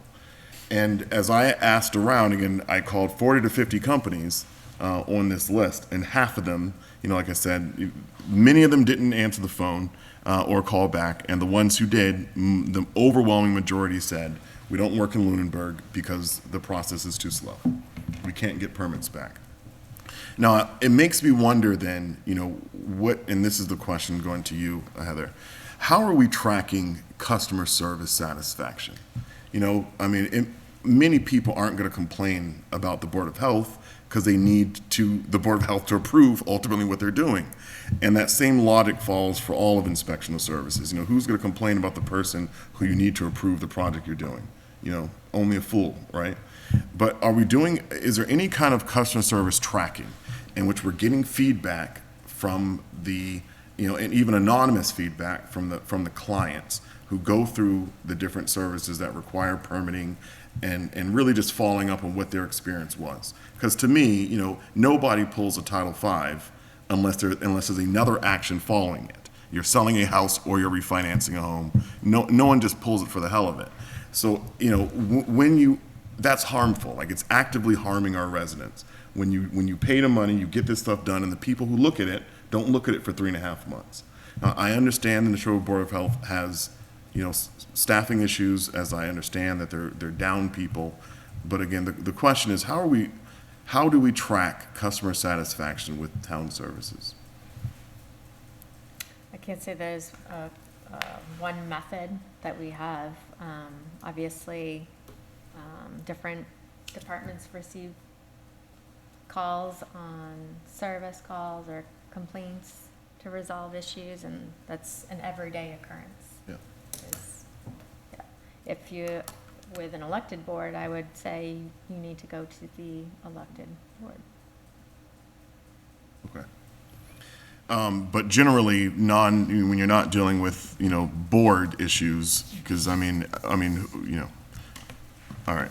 I'll address this separately with you then. I think it just raises the point that I think that there may be a need here. When you call, your bank, they always send you that little email, the next day that says, complete this 2-minute survey. Sometimes a lot of times, feedback is positive of things that's going well. Hey, I had a great experience with this person. They really helped me out. And I know a lot of times most feedback are complaints. Unsolicited feedback usually are complaints. But it seems to me that, the complaints were not about Lunenburg staff. Again, this is really, in my experience right now, is directed towards the Neshoba Board of Health, which I just find this whole thing to be just terrible for the owner. But it makes me wonder if there's other things happening that we just don't have visibility over, because the people affected are like, why would I ever complain about the person who I need to show up in 4 months from now? And I'd rather just deal with this than complain about it. I understand your point. Anonymous complaints, I don't think are very helpful No, they're not. for us, and I think you're not going to get a lot of people that are going to come forth for that reason if they have a complaint with a certain department, especially, say, they're a contractor working in town. They're not going to want to jeopardize any future projects if they had one negative experience and spoke out about it. But I think my experience with all the town departments is that they try to resolve any issues that come up and go through the proper channels doing so. Yeah, Andrea has been great, just as a note, but, okay. I think there's probably, more discussion to be had. Old business. We have 300 discussion and vote on 300th anniversary committee charge. Okay. Mr. Franco. Yes. Hold on 1 minute. Okay, so the last update to this was originally submitted on the 20th, but we didn't get to it at that meeting. So I have a tracked and a cleaned version. Perhaps we should look at the tracked version. This implements the input of this board from the week prior. So this was initially, this is relative to the second draft that was submitted on September 13th and discussed on September 13th. I finally got around to changing with to will, Mr. Alonso. So, the way it reads now, the year 2028 will mark the 300th anniversary of the incorporation of the town of Lunenburg. In order to recognize and celebrate Lunenburg's tricentennial, the residents of Lunenburg, or I corrected, we had select board here, as you properly pointed out, the select board did not establish this, the town did. The residents of Lunenburg, by town meeting vote of May 7, 2022, authorized and established a steering committee, subsequently designated the Lunenburg 300th Anniversary Committee, and hereinafter referred to as the committee. Okay, I do have a question on this because I took it upon myself during the whole drafting of this thing to name this thing the Lunenburg 300th Anniversary Committee. Nobody, that town meeting did not do that. This board never voted on that. It's just what I've been designating it. I think it's a great choice. All right, we can do that, right? We can name this thing, just like Sure. with the building. So I'm proposing that that be the name of it. All right. The committee shall, or must, depending on your preference, the committee shall be comprised of no greater than 11 members, each of whom shall be appointed by the select board for a term to begin on the date of appointment and terminate when, as determined by vote of the select board. The committee has discharged all of its defined functions and is dissolved. Are we all right with that? I Is just that have how a that question. Yep. This doesn't preclude resignations in this language, does it? Or let me rephrase that double negative question. Does this preclude resignations? Does this language preclude resignations? Well, no, I don't think it does. I mean, that could happen, certainly. And sort of like a term, just like if somebody is voted into a 3-year term, they could resign from that position, and then, so I think we're fine. Okay. I would agree. So as a body, the committee shall, 1, develop, so I went with Mr. Alonso's, he liked either bullet points or numbers, not clauses separated by semicolons, as you would do in a patent claim. That's I'm a programmer. right. Numbers are easy. Exactly. Yeah, I see here, I long ago lost touch with actual English in a lot of ways because I write patent claims for a living, and patent claims are single sentences, and they, no matter how long they are. My record for a sentence is 943 words. All right, just to let you know. Not that you're counting. Develop a celebratory plan, including a timeline, proposed events, publicity plan, volunteer roster, funding requirements, and funding sources. The number 2 is where we had some substantial amendments. Coordinate with other entities and officials within the town government, including the police chief, fire chief, DPW director, historical commission, and superintendent of schools, in order to facilitate safety and maximize resident participation. 3, solicit, evaluate, and generate recommendations as to how the town should manage the commemoration of its tricentennial and the celebration of its rich history.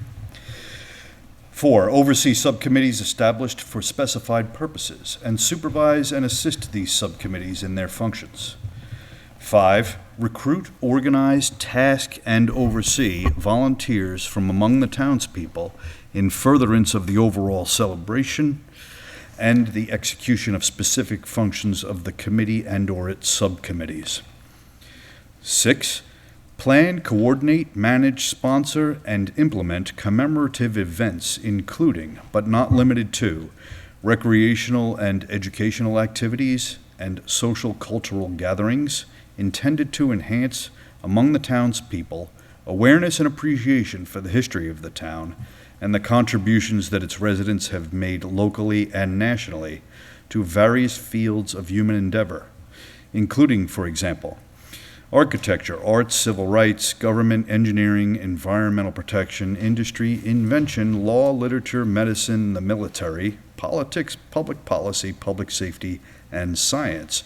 And if you delve into the history of Lunenburg, there are lots of people that have contributed to all of these. I noticed that you almost have it in alphabetical. Almost, yeah. Almost. Government somehow snuck in before engineering and environmental Yeah, protection. well, I was doing an alphabetical and also grouping by logic, like civil rights and government are kind of related, that type of thing.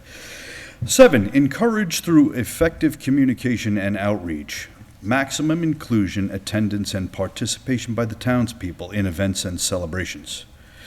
8, partner with local businesses and community organizations to develop events that appeal to all ages and encourage maximum participation by town residents. And that is it as of its last draft. Thank you. Looks great. Thank you. Thank you, Mr. Sounds great. Thank you. All right, any other comments or questions? We're looking for a vote to approve this language, and then the next steps would, if approved, would be to start advertising for this position, and I definitely know that we have some interested residents who've already reached out to me so that they want to be on this. So. All right, any other discussion on the anniversary charge? Is there a motion to adopt? Move that we adopt the 300th anniversary committee charge as read so eloquently and written eloquently by Mr. Franco. Second. You want to modify that to say remove the eloquent? No, I'm just messing. Hold on a second. Give me a hard time. I'll let him have this. I'm just messing with you, Lou. All right, so we have a motion. We have a second. Any additional discussion? All right, as many as are in favor of the motion, please say aye. Aye. Aye. Those opposed, no. I'm going to abstain. No, I'm kidding. Aye. All right, the motion passes. So next steps would be to start advertising 11 vacancies for the 300th anniversary committee charge. Anyone at home who's interested, please be sure to complete a talent bank form, fill out other, and send that over to the town manager's office. I do have one question, and I'll raise it now, now that I'm looking at it. Should this title of this document, it doesn't, or maybe it doesn't matter, be the Lunenburg 300th Anniversary Committee or Lunenburg 300th Anniversary Committee Charge? I don't think it matters. Let's leave it, okay. Just figured I'd Okay. raise it now instead of trying to open up the can of worms. Is it, I mean, I think, is it, just as a discussion point, probably after the motion, and is it the intent of any members of the board to serve on this? Is anyone actually interested on our part? Are we looking to like appoint someone to serve on this, or do we want this to be a general public type thing? I don't have any thoughts about my own self joining at this particular point, but it is 5 years away, so at some point, we may want to. But I think we should see now that we have the charge and we advertise, what that response is from people. Okay, That's from my perspective. all right. If we ever, let me just state, if we ever incline toward having somebody from this board serve on it, and that would somehow require some kind of approval of this, well, it would, actually, I'm just registering my interest in doing it for now. That's not a commitment, I'm interested in exploring it. Okay. All right. Mr. Dwyer said 5 years sounds appealing to him, too. 5 years is a long time to serve on a committee. That's a big ask. So, but I know it's exciting, you know, when you're planning something that's like a good event, you know, it's not the same as like being on the planning board for 5 years. All right. I've been on a board of trustees for 10, so I know it's a long commitment. 10 years this year, so. Next is donation bins at Walmart. Heather, do you have any updates on this? So I do have a draft letter that I do not, and I drove by, I didn't see any video cameras. No? No. Is it better? They did pick up some of the garbage, donation, Yep. but then there was some more out again. Garbage. The next day, like a little mattress, like a crib mattress or something. All right. So I prepared, and I forgot to bring it with me. I can email it now, but I think that given how, I'm a little concerned that we're going to spend a lot of time on ARPA tonight. So I'd rather just discuss that next week rather than pull it up tonight. But there was a letter that I prepared to go out to the owners of the managers at Brixmore, property owners at Hannaford, and managers at Walmart as well. So I'll send that to Heather for distribution to the board and discussion at our next meeting. Status update on town manager and select board goals. So this is a monthly kind of standing agenda item in our drive. These are located in the July 12th folder for the select board goals. So I'm not going to read all the objectives, just kind of the overview. So the first objective was to continue to pursue a project acceptable to the town regarding property and building at 30 School Street. Where we left off in this was that we were waiting for a presentation, which will be happening next week from the Municipal Building Design Committee before we, you know, just to get a better feel for that. So I know that we're waiting for that. Also, as the town manager noted in her report tonight, that the RFP is expected to go out in January with a start date for the demolition in the early spring. So that would satisfy some of the action number one, and then we have additional actions on what those future plans will be. So I'd say that goal is about 25% in the process. Objective number two, working with the town manager, finance director to establish a means-tested senior citizen property tax exemption or abatement. And Mr. Franco, Mr. Alonso, or the town manager, do you have any updates on that? There's no change. Okay. All right, and I think where we left off on this one was, I know that there's a bunch of scenarios that are being discussed, so this is about 25%, I'd say, complete as well. Objective number three is reviewing select board bylaws and propose updates for the 2023 annual town meeting. We've been reviewing our policies and procedures. We will be finished on the 18th. And so that will check off that box. And then the next thing is reviewing the bylaws, which is going to be a winter thing. So we're about 25% finished on this as well. So that's good progress, given that we are about 25% through the fiscal year. So that's pretty good. To the town manager, any updates? Quantifiable numbers. No. No, they're very No, subjective. just joking. The only update I have on my goals is related to 925 Mass Ave from our last meeting, as I spoke with the EPA representative that I've been working with, and the work to be done on the property is expected to be done by the end of this calendar year. So that was good news to hear. Excellent. All right. Next, our old business is review special town meeting warrant. Our process has been to meet with the different groups that have put on articles, and to the town manager, any additions since our last meeting? No, because the warrant is closed. Yeah. So, Any- same any- articles. Any modifications since the last meeting? Modifications, just I had noted in your Google Drive, the wording on the capital plan amendment for the AC project. Town council's providing wording that will conform to how it was voted at town meeting. So just awaiting that. I already noted the APDC bylaw, what he had provided for alternative wording for that article. Let me open up the document. The prior year invoices, there are two.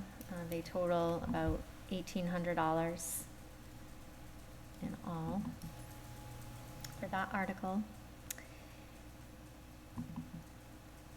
The funding amendment to the budget article, I don't have any final figures on that yet. I'm still waiting for new growth to be certified as well. So that will affect that article, what's available. The police union article you're aware of, that will need to be voted on the final MOA at a future select board meeting. And I've recommended some changes as far as order, as far as keeping all the funding articles like we normally do up front. So reorder all the funding articles to the beginning, and doing the bylaws basically in order of where they fall in the bylaw, the town code. And also related to the capital planning article from the school, there should be an answer from the school by our next meeting on whether it's needed or not. They should have an estimate. Is that L? or L? Yes. Okay. That's I. I, sorry. Yeah. I had to enlarge it just so I could see. Yes, I.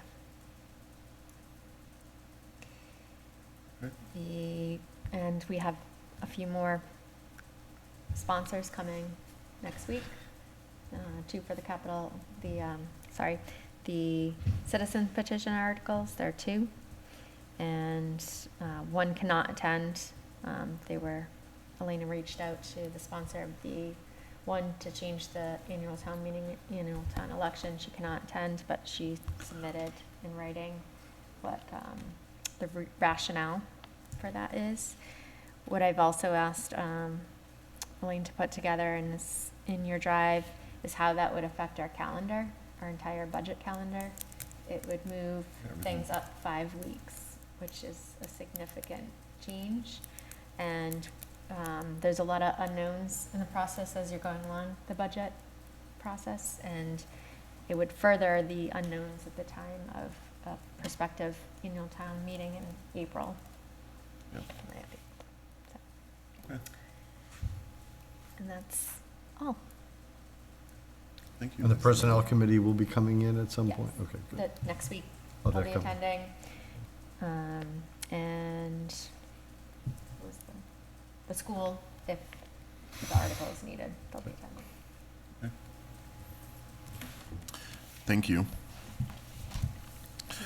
All right, under current business, tonight we're going to review the American Rescue, this is the ARPA, which is American Rescue Plan Act funding request.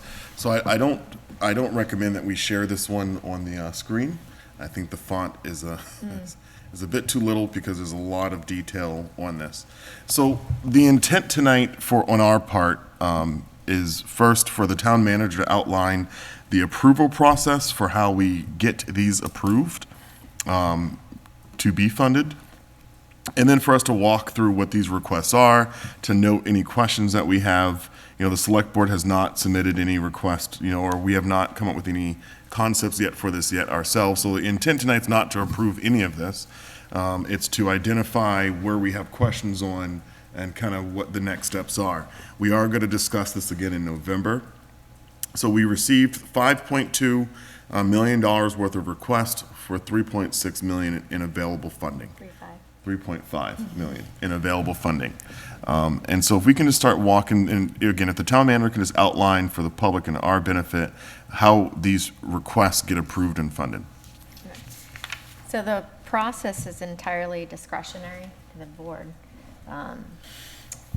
The funds, the requirements are that the funds have to be committed by December 31st, 2024, and fully expended by December 31st, 2026. So those are the requirements. We're on our end, there is a funding request in there for this.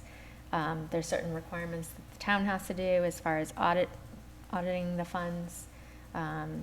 We have to do reporting to the U.S. Treasury on the expenditure of the funds. So that's an administrative cost that we'll be looking to outsource. But beyond that, the U.S. Treasury in their final rule on use of the funds opened it up to basically any category under lost revenue if you're a community that gets $10 million or less in ARPA funding. So we fall in that category. So there were initial categories that it had to be infrastructure, broadband, water and sewer, public health, and other lost revenue was one of the original categories as well. But that right now is completely discretionary in how the board decides to use the funds. But not that I recommend it, I think there should be a really good process that you'd adhere to, maybe similar to capital planning, to create certain criteria. Sure, you're going to want to look at what benefits the community the most in different ways and be a balanced approach to the use of the funds. And one other caveat that I would add is making sure we have a plan that if it's not just a one-time expenditure, what that plan is. Do we have any process templates from any other communities? I know we're all at the very same kind of stage on this. I haven't seen any. I've searched them out online, but I haven't seen any as far as that. They receive requests and, make those decisions. Okay. So that is something that we're also going to need to work through, is what the process is, because again, as Heather just outlined, that these don't need to go before town meeting for approval. That these are considered discretionary funds for the select board to be able to disperse. We're not often in a position where there's $3.5 million available for the town's benefit, but.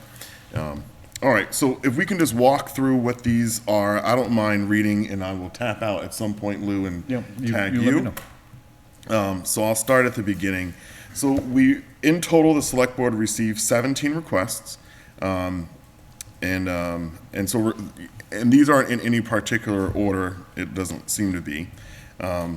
So from Council of Aging, which we have noted as request number 1. The project is a recreation area patio construction, and the description of the project, including how the funds will be used, an ADA compatible patio to be constructed into the existing recreation areas at the Lunenburg Senior Center. Elders and others with mobility challenges will be those who benefit most from this project. Category type of spending is that it supports a public health response Total estimated cost of the project is $400,000, and $100,000 has been locally appropriated, and another $100,000 has been a state earmark. Request number 2 is for the Lunenburg Police Department, and this is a mental health co-response clinician. The department is proposing a mental health clinician be embedded within the department. The clinician will be assigned to a patrol officer to respond to mental health calls and follow-ups. The members of the community would directly benefit from this program as well as department employees.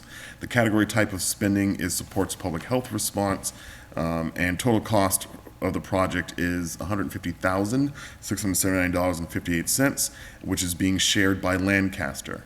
Lunenburg's estimated cost is $75,339.79, and I'm assuming that those are loaded costs, which include taxes, benefits, everything else with them, given the total dollar amount. That's in line with kind of a nationwide move in which police are recognizing that a significant portion of their calls really are mental health calls and aren't really police matters, and sometimes require a different type of response.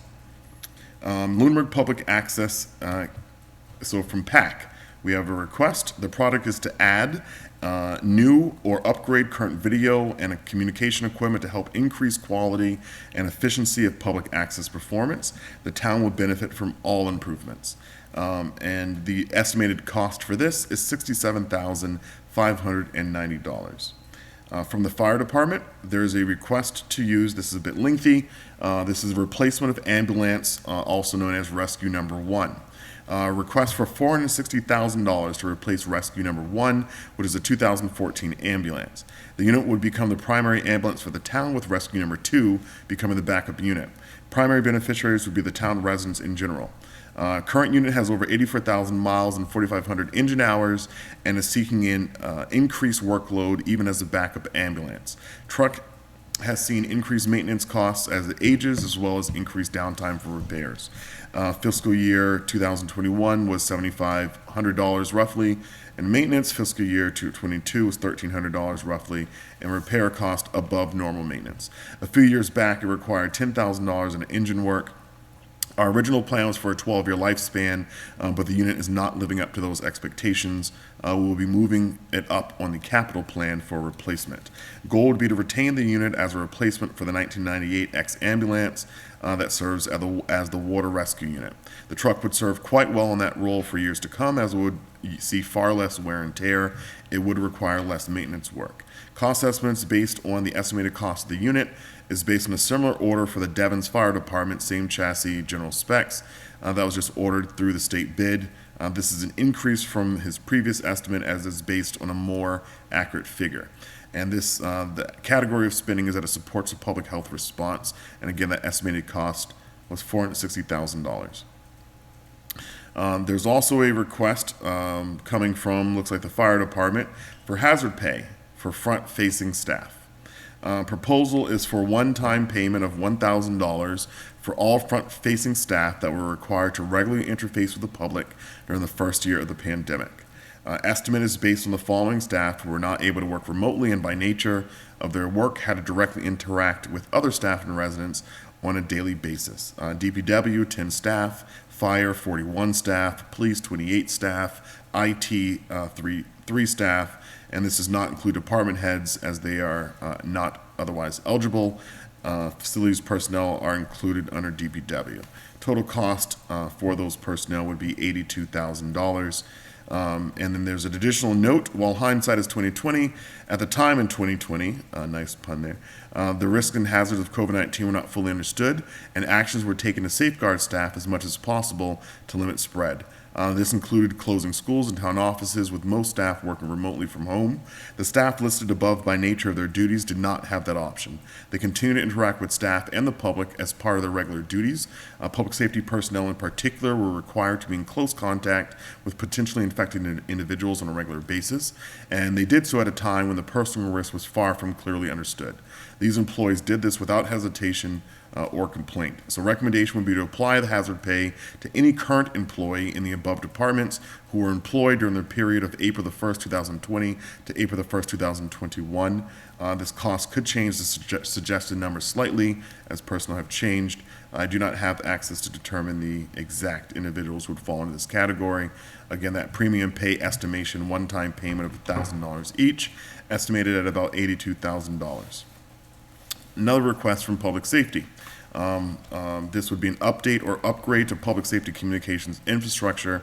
The proposal is to replace 12-year-old UHF repeater receiver system for emergency service communications within the town.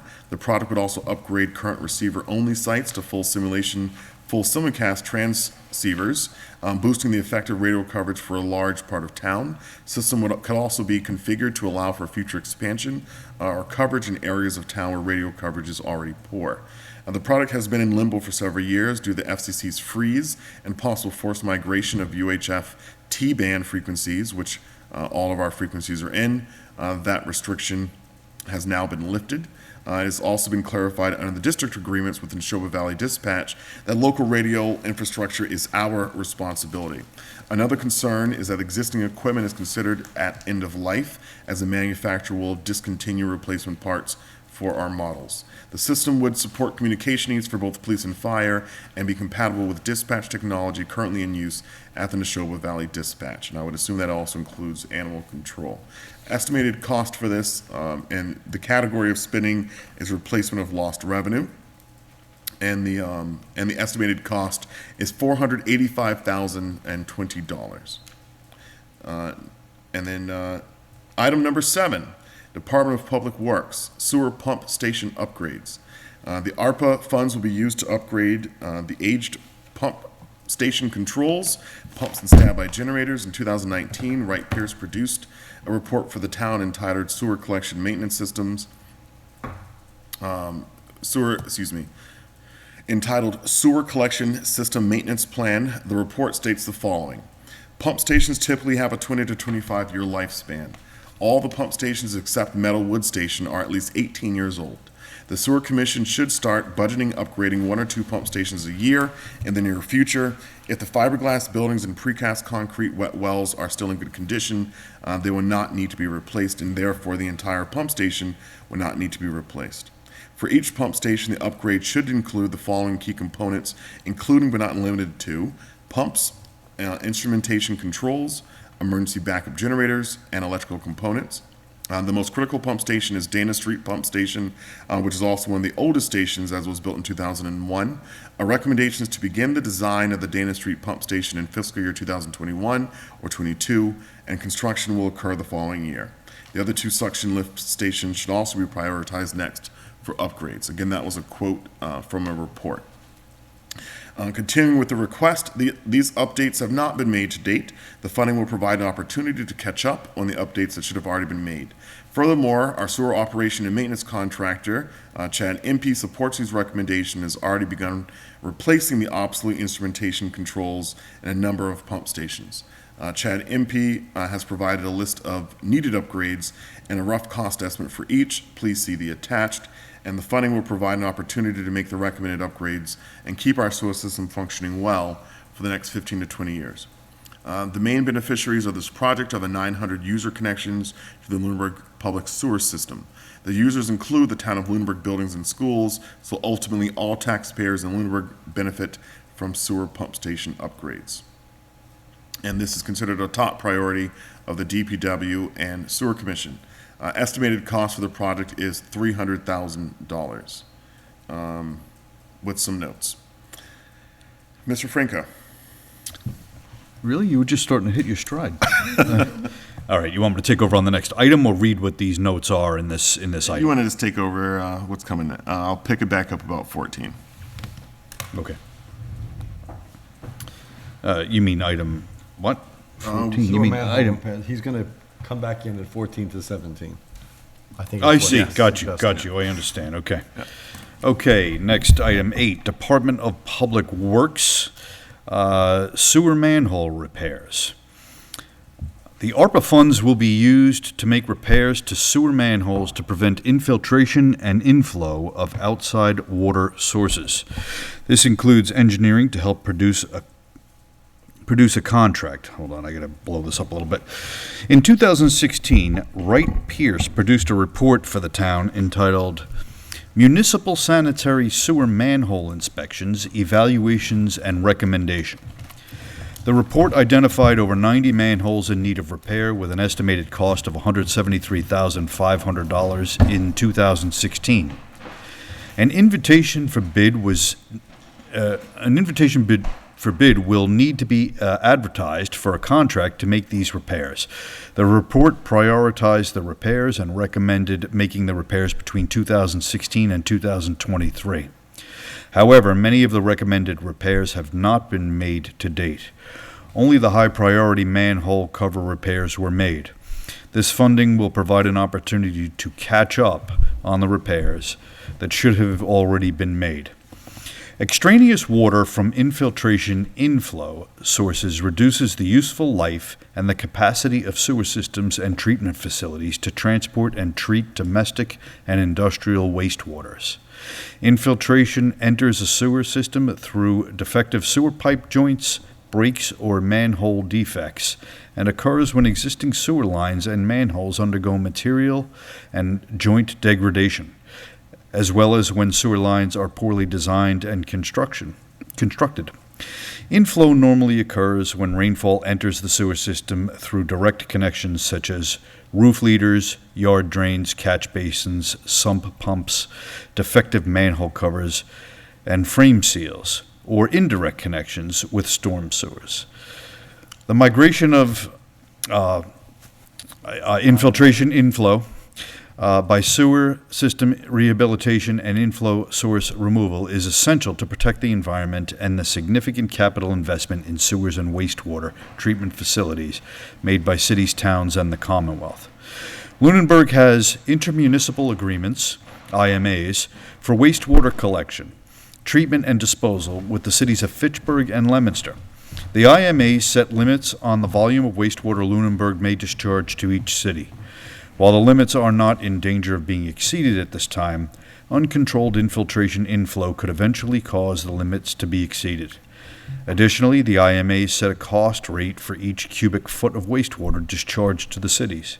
Extraneous water from infiltration inflow discharged to the cities is a waste of money and resources. The main beneficiaries of the project are the 922 user connections to the Lunenburg public sewer system.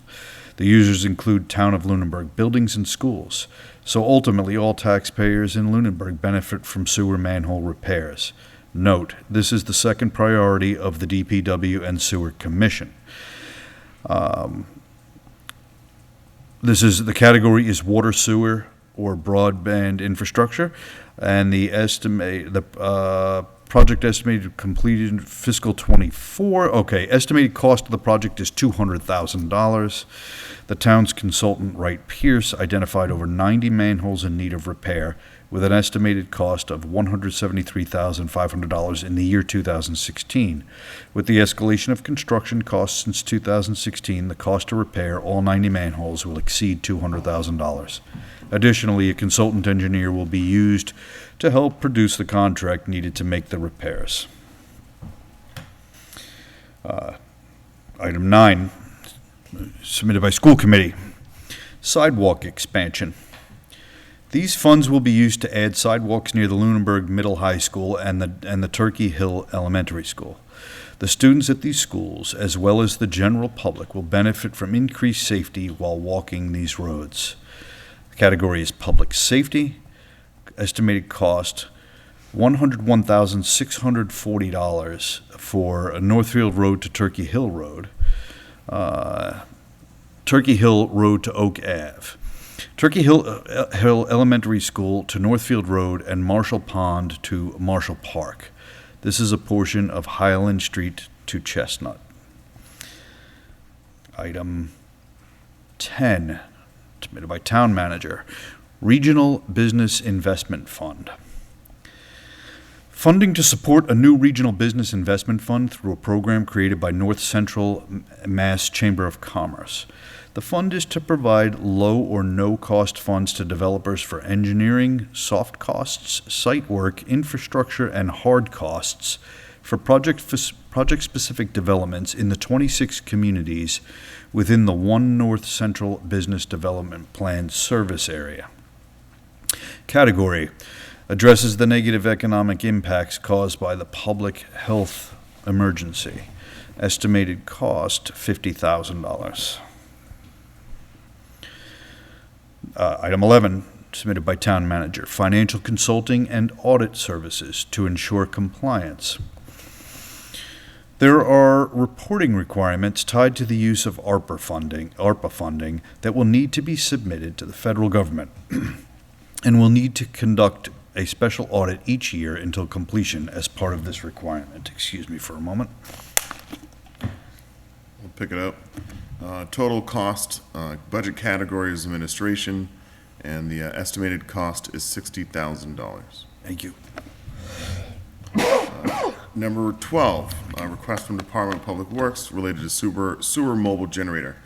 The ARPA funds will be used to purchase a mobile generator set. The generator will be capable of providing full electrical power to our 10 pump stations in the event of an electrical power failure and a failure of the existing generator at the pump station it is needed at.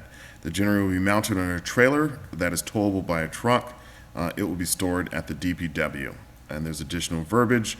Estimated cost is $90,000. I can pick up again if you wish. That's good. Okay. 13, Town Manager submission. COVID-related expenses. All related additional expenses to administer COVID-related activities, including but not limited to a BOH and remote meetings. Category: supports the public health response. Cost associated, $50,000. Number 14, Park Commission. Marshall Park Master Plan Engineering and Schematic Design. The funds will be used to develop the engineering and schematic design for Marshall Park so the project will be bid ready. The beneficiaries are various user groups such as Little League, Lunenburg Public Schools, Lunenburg Seniors, adult baseball leagues, youth sports groups, boys and girls clubs, dog owners, Lunenburg Parks and Recreation, and the community as a whole. Category: supports the public health response. Estimated cost, put into it, $500,000. Number 15, Parks Commission. Marshall Park construction. The funds will be used towards construction site development of the overall master plan of Marshall Park. As of April 2022, the architectural design firm estimated the completion of the entire master plan to be approximately $5.13 million. The intent is to use these funds to jumpstart this project and immediately increase the usability of the park. The beneficiaries are various user groups such as Little League, Lunenburg Public Schools, Lunenburg Seniors, adult baseball leagues, youth sports groups, boys and girls club, dog owners, Lunenburg Parks and Recreation, and the community as a whole. Category: supports the public health response. Estimated, so we are seeking $2 million of ARPA funds to be used toward part of the construction of Marshall Park Master Plan. The total cost of the project is $5,131,500 or $600 rounded. 16, Town Manager, Communications Tower. The funds would be used toward constructing a communications tower that would provide better coverage for residents and a revenue stream for cell providers. A revenue stream with cell providers. Category: water, sewer, or broadband infrastructure. Associated cost or request $500,000. 17, Town Manager, Food Pantry Assistance. The funds would be used to assist the food pantry in equipment and other resources needed to further promote food security. Category: supports the public health response. Associated cost price $50,000. Thank you, Mr. Franco. So I know that this is our kind of first time really reading through this, talking through this, and as Heather outlined, we don't need to make decisions on this today. Any areas that we want to get more information on, just initially? All right. I think that as process, Mr. Alonso, I'm kind of looking at you on this one. You have a lot of experience in capital planning. Do you think it would be helpful if you can kind of draft kind of what a good process should be? When do you need it? November. I can share what the policy of the capital plan and try to adapt it as best I can to this process. Okay. Sure. It may be helpful to kind of give us a starting point, just so we can Sure. finalize it. If we target the second meeting in November, I have to double check the calendar. That might be a good meeting to discuss it. Wait, that's a town meeting, isn't it? No, yeah, we can't do it then, Yeah, second right. Tuesday in November. Right. And the third one is going to be kind of a brief meeting, likely, because it's the 22nd. I won't be here for that one. All right. Maybe the first meeting in November. I can only promise to do my best. We appreciate your best. Okay. And I think I have to double check the calendar. I think the goal is to wrap up a process by the end of the year, and that next year be a little heavier into this. But there may be some products we can initially kind of approve as low-hanging fruit. So the sooner we can kind of come up with a process, the better. And if you have any information from your colleagues in other communities about the processes that they've adopted for approving ARPA fund requests? Yep, I can reach out directly. When does it have to be spent by again? It has 2026, but we have to commit the funds. When do we by, have to commit? the funds by? December 31st, 2024. And we have some years. Oh, so we have 2 years. Yeah. Okay. Plenty of time. Yeah. And I'm not trying to get everything till the 23rd of that, Right. but we don't have to immediately do it, is my point. Okay. And to confirm, we've already received these funds, right? Yes. Yeah, so we've already gotten the money. I'm sorry, Heather, I interrupted you. No, just one of the requests from the Park Commission is also an article on the special town meeting warrant. Yeah. So I just want to bring attention to that, but to give them, if whatever it may be, just to give them realistic expectations of when that decision is going to be made, so whatever avenue they're going to seek for that. But they're putting it on special town meeting. There's no funding. No, They're they're gonna have a they're number, but requesting what- funding on the Are you special asking, town. are you suggesting that we're gonna make a decision on that in 5 weeks? Well, the ARPA funds, Just yeah. to give them an indication whether you will or will not. We can't do I that. think- Because if Okay, I mean, I could answer, I mean, for myself, I can answer that now. Yeah, so can I. So- Well, are we going to differentiate between, because I thought one of them was a salary, are we going to differentiate between a reoccurring cost and a one-time cost? Yeah, And things like that? I think we need, Capital planning does? Well, I would suggest, Yeah, given this task by the chair, that everybody consider the whole thing comes out to be how to prioritize the Right. list and come up with ideas, and please submit them to me, Okay. individually to me. Okay. What your ideas are and how you would prioritize the list, and some of those things that you just mentioned. Okay. There's a column, whether it's one-time spending or not, that would seem to be an important column. right, right. And, is it immediate? What's the immediacy of it? That's another important, I mean, I'm just throwing out ideas here, but each of us should do that for yourself and then say, okay, these are the things I think we should include. That would give me at least some guidance in putting together a framework we can discuss at that meeting. yeah. Okay. And I mean, as I think no secret to everybody, I'm very process-oriented, and I think it would be, I understand the Parks Commission's request. I think it would be incredibly hard for us to fast-track a process here to be able to identify before a special town meeting in a month from now if there's ARPA funding would be made available. I don't know if we can do that in 5 weeks realistically. So I understand the ask, but I think that may be beyond what we can achieve. I would agree. I mean, Yeah. to commit 1/7 of all the money we have from just seeing this today before special town meeting, I don't even know how you would justify doing that. I just want to make sure we communicate to them, like, what the Yeah, the timeline is. okay, yep. All right. So that then for us puts out that we're going to work on, as Mr. Alonso and I just discussed, and Mr. Alonso just stated, that if we can reach out to Mr. Alonso with some ideas on things that we'd like for process of how we can move forward, and Mr. Alonso, with his years of experience in capital planning, will kind of bring forward some of that process and with modifications for our consideration. So thank you, Tom. You're welcome. Any other discussion on ARPA for tonight? Again, we are going to discuss ARPA many more times after today. So this is really just the intro.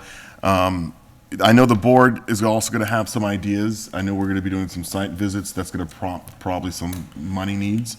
And so, while this was a list from all departments, it is not a full list, as it doesn't include select board requests. To the town manager, next on our agenda is renewal of the ban for the Sleeper property and ladder truck. Would you like to just present this? Yes, this is from the finance director and the treasurer collector.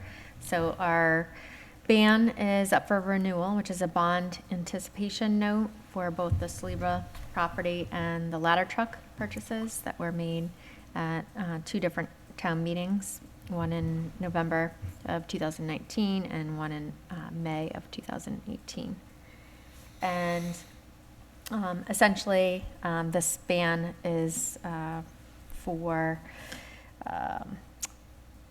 $304,998.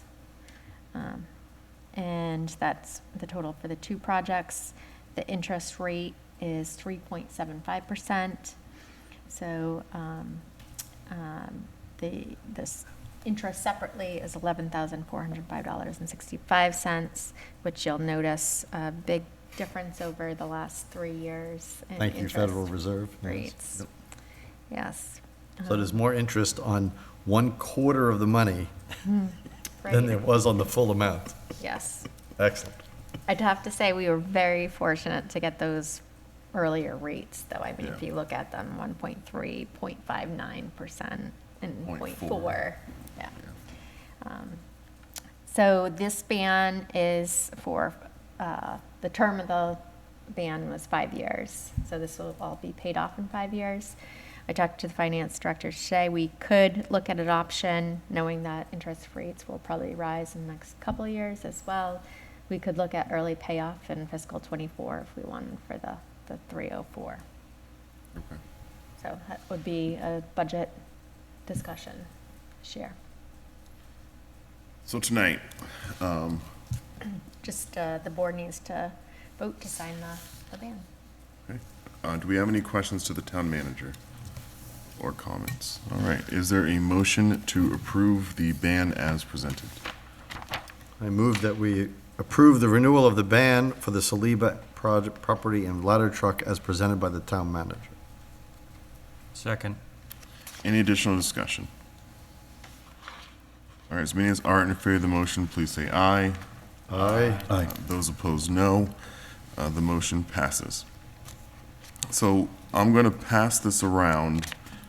This is a document that looks like it requires signatures on like 5 pages. So SB is us.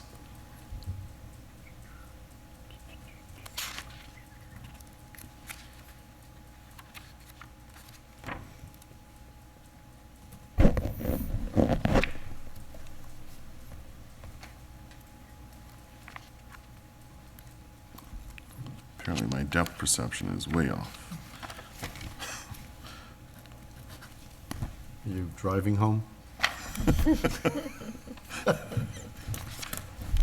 Stumbling home.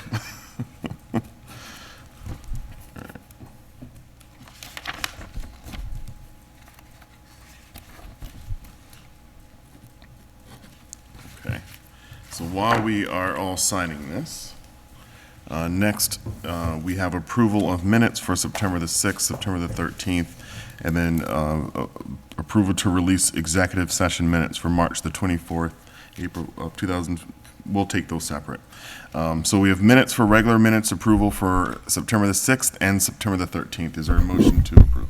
I move to approve the minutes of, for the meetings of September 6th and September 13th, 2022 as presented. Thank you. Is there a second? Second. Any additional discussion? As many as are in favor of the motion, please say aye. Aye. Those opposed, no. The motion passes. The minutes are approved.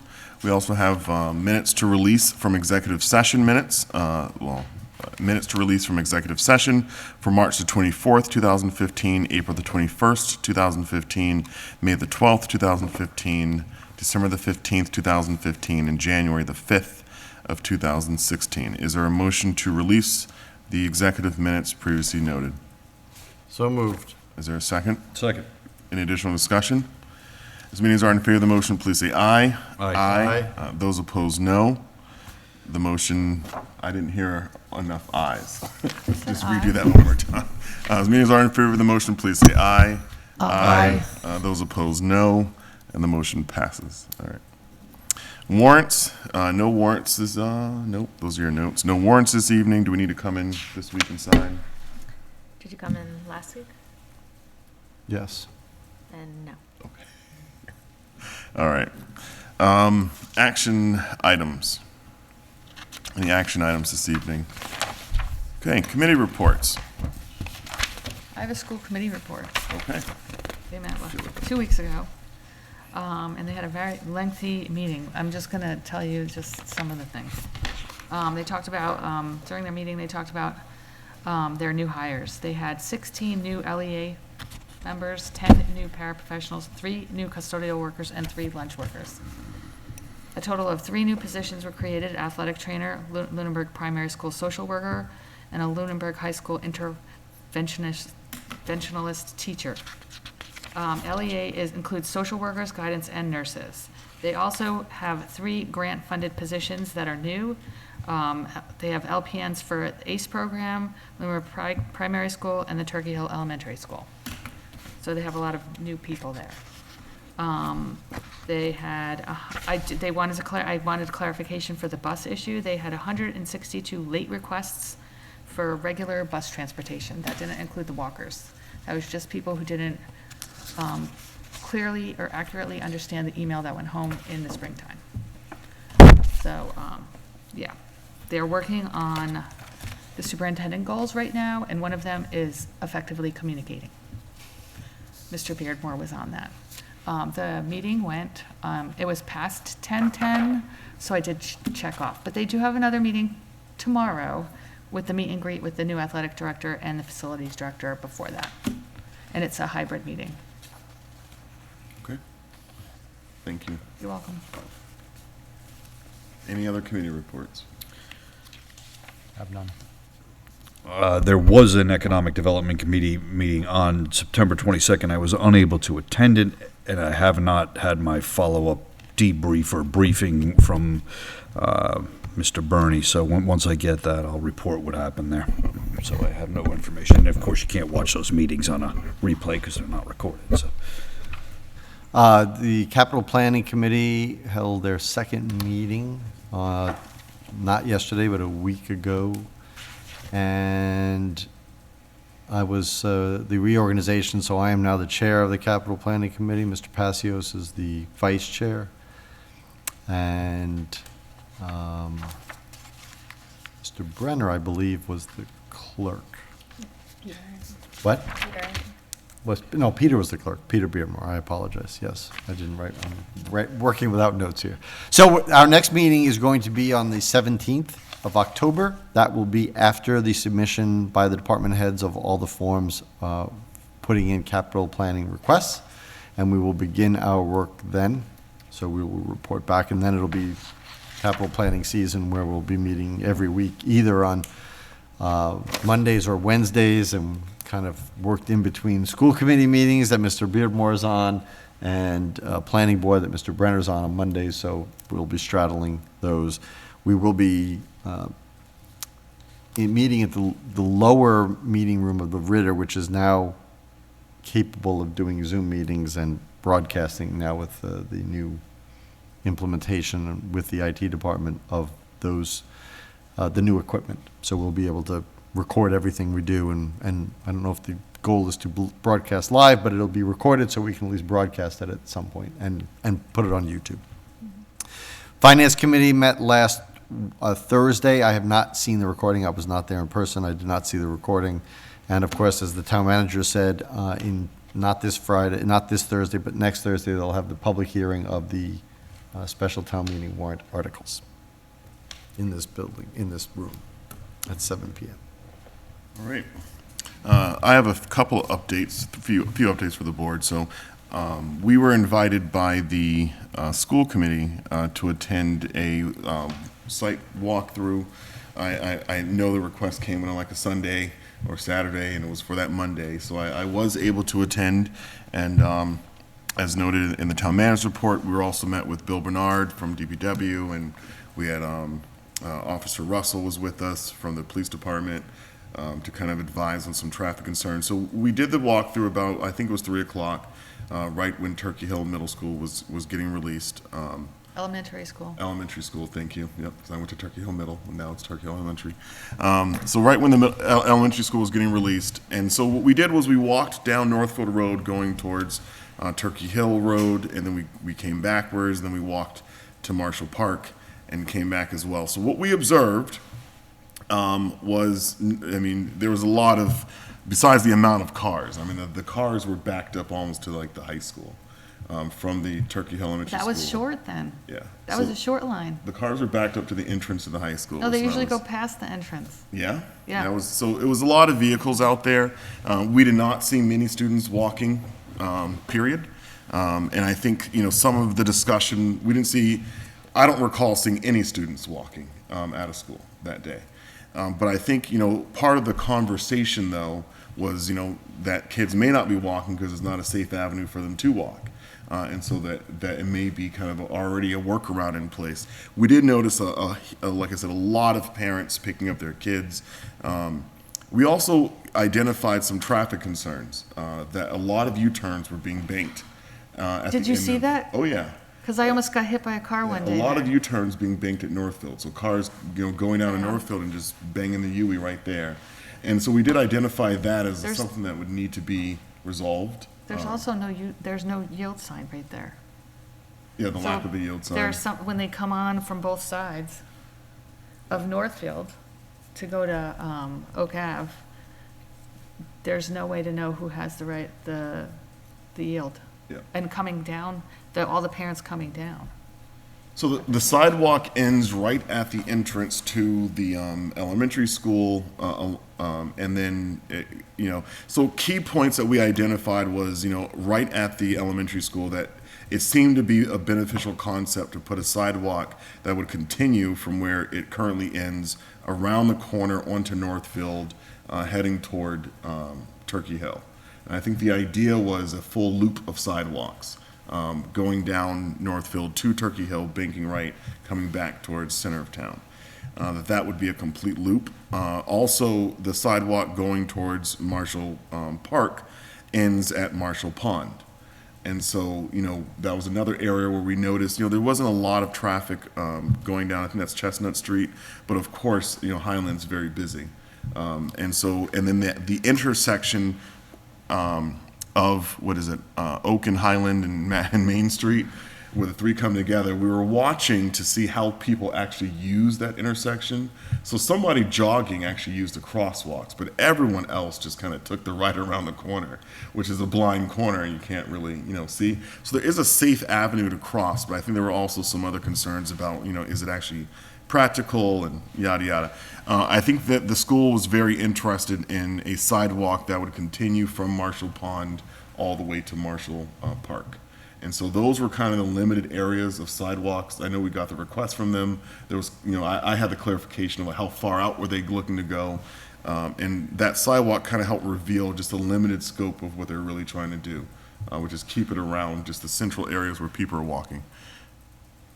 So it was a helpful walkthrough. It gave some insight into it. And I think we need to do another one when the high school gets out to see kind of kids actually walking, because, again, we were watching cars, not kids. I also attended the Green Communities Task Force meeting last week, and that was a scheduled meeting I had requested with the chair of the Green Communities Task Force. And so it was a meeting with a representative from MRPC. It was by chance that, she was there for a different reason. The meeting went really well. It was speaking about the requirements to complete the annual reports that keep track of your energy consumptions, fossil fuel consumptions, et cetera. And MRPC was just advising about different programs they have available to provide support to complete those annual reports that are required. My discussion was also about what can be done to get solar panels on the Old Town Dump. That looking into it from available funding side, that there's a lot of money that's out there for brownfield development, that one of the critical requirements is that it needs to be an economically distressed area, which basically means no town is going to be eligible. It's really for urban areas. And so, although there's a lot of funding for brownfield development, which our old dump is a brownfield, we're ineligible for a lot of that. So it was helpful to have MRPC there because they had a lot of information on this and how you can redevelop brownfields, specifically landfills for solar farms. So it was good information. There was more to come, but it seemed to be a good starting conversation with them to see what we can do. We know the last time we looked into this, I think the thought was that we would have a third party vendor kind of do the work and we get a cut of it. But I think we have an opportunity perhaps with ARPA funding that we could create a model where we are the sole owner of the solar panels and get a model going where after the initial investment, we pay ourselves back and have a steady stream of revenue coming from it for years to come, and that can self-maintain. So the Green Communities Task Force agreed to look into this in more depth, and I think that would be a helpful thing. The third meeting was Lunenburg Municipal Building Design Committee. That meeting was yesterday. I committed to not go into too much detail as a preview, but there is a nice meeting on Facebook and YouTube. So the Municipal Building Design Committee, we went over the three concepts that we've identified, and the key points is that in all three concepts, Town Hall is in a different location. Our goal was to come up with three distinctively different concepts in which we're looking at different ways to use the buildings. And then there was a suggestion for a hybrid concept, which kind of is the best of in some ways, takes some of the best aspects of all of them, addresses more needs. And so there's a fourth concept. So the meeting was focused on, we've already ironed through those three concepts. The meeting was focused on that hybrid and also the joint meeting with the select board that will happen next week when the Municipal Building Design Committee will come forward and present these four options concepts to the select board. Because we have another meeting with town meeting warrant articles, it is a late appointment. It is an 8:30 appointment next week, but the concepts have already been provided to the town manager, and she will forward to the board when it's appropriate. I think I can forward it to the board because I started to watch that meeting and you really fully dive into all the concepts, so it's already public knowledge. So. Okay. And then there's also another aspect of this, which is reach out to the school committee and reach out to the planning board as well. So after the meeting with the select board, there's also a request to the planning board and to the school committee for the municipal building design to meet with either of those boards if they so choose, to provide more insight into the concepts and to get feedback specifically from school committee and from the planning board. So we are scheduled to also go before the school committee. I believe that's the 19th of this month. I think that's a Wednesday, so that's the 19th. And then we're just waiting to hear back from the planning board. And then I just want to thank Heather and the superintendent as well. They also provided, as part of the letter that the municipal building design issued at the end of August, was encouraging the reduction of storage space, long-term storage space. The amount of storage space requested by the schools significantly reduced. I believe it's about a fifth of what they initially asked for, so it's much smaller. Now they're asking for 266 square feet, which is small, and then about 400 and something square feet of off-site storage. And then on the municipal side, we understand that it's a work in progress. There's a little bit more that has to be done before we can get a more accurate estimate from the municipal side. And those are the updates I have. Any questions? Anything? All right. Our next meetings, we have an October 11th meeting, October 18th meeting, then the select board is off at the end of the month. And then we will be meeting in November on the 1st, the 8th. We have a special town meeting on the 15th. And then we need to discuss the 22nd, because I'm not available on the 22nd. Is that the Tuesday before Thanksgiving? It is. Okay. I'm not going to be here either. You're not either. I think last year we did like we had it on the calendar, but it was like an abbreviated meeting, just like what came up, signed warrants. So it was a short meeting. Do we want to kind of follow that model this year as well? We should make a Meet if- decision. Meet if we must? Yeah, we should make a decision as we get closer to it. Yeah. All right. So on our planning side, we'll plan not to put anything really on that agenda, so we can plan a light meeting that night. All right, any public comments this evening from the public? Any public comments from For the town those still manager? awake. I know, I was like looking, hey, we knew Public coming in is tonight. We knew coming in tonight that this was gonna be long. Any public comments from you tonight, Heather? No. All right. And any public comments from the board? All right, is there a motion to adjourn? Move to adjourn. Second. Any additional discussion? All in favor, please say aye. Aye. Those opposed, no. The time is now 9:56 PM, and we are adjourned. To those at home, we hope you have an enjoyable evening, and we will certainly see you here next week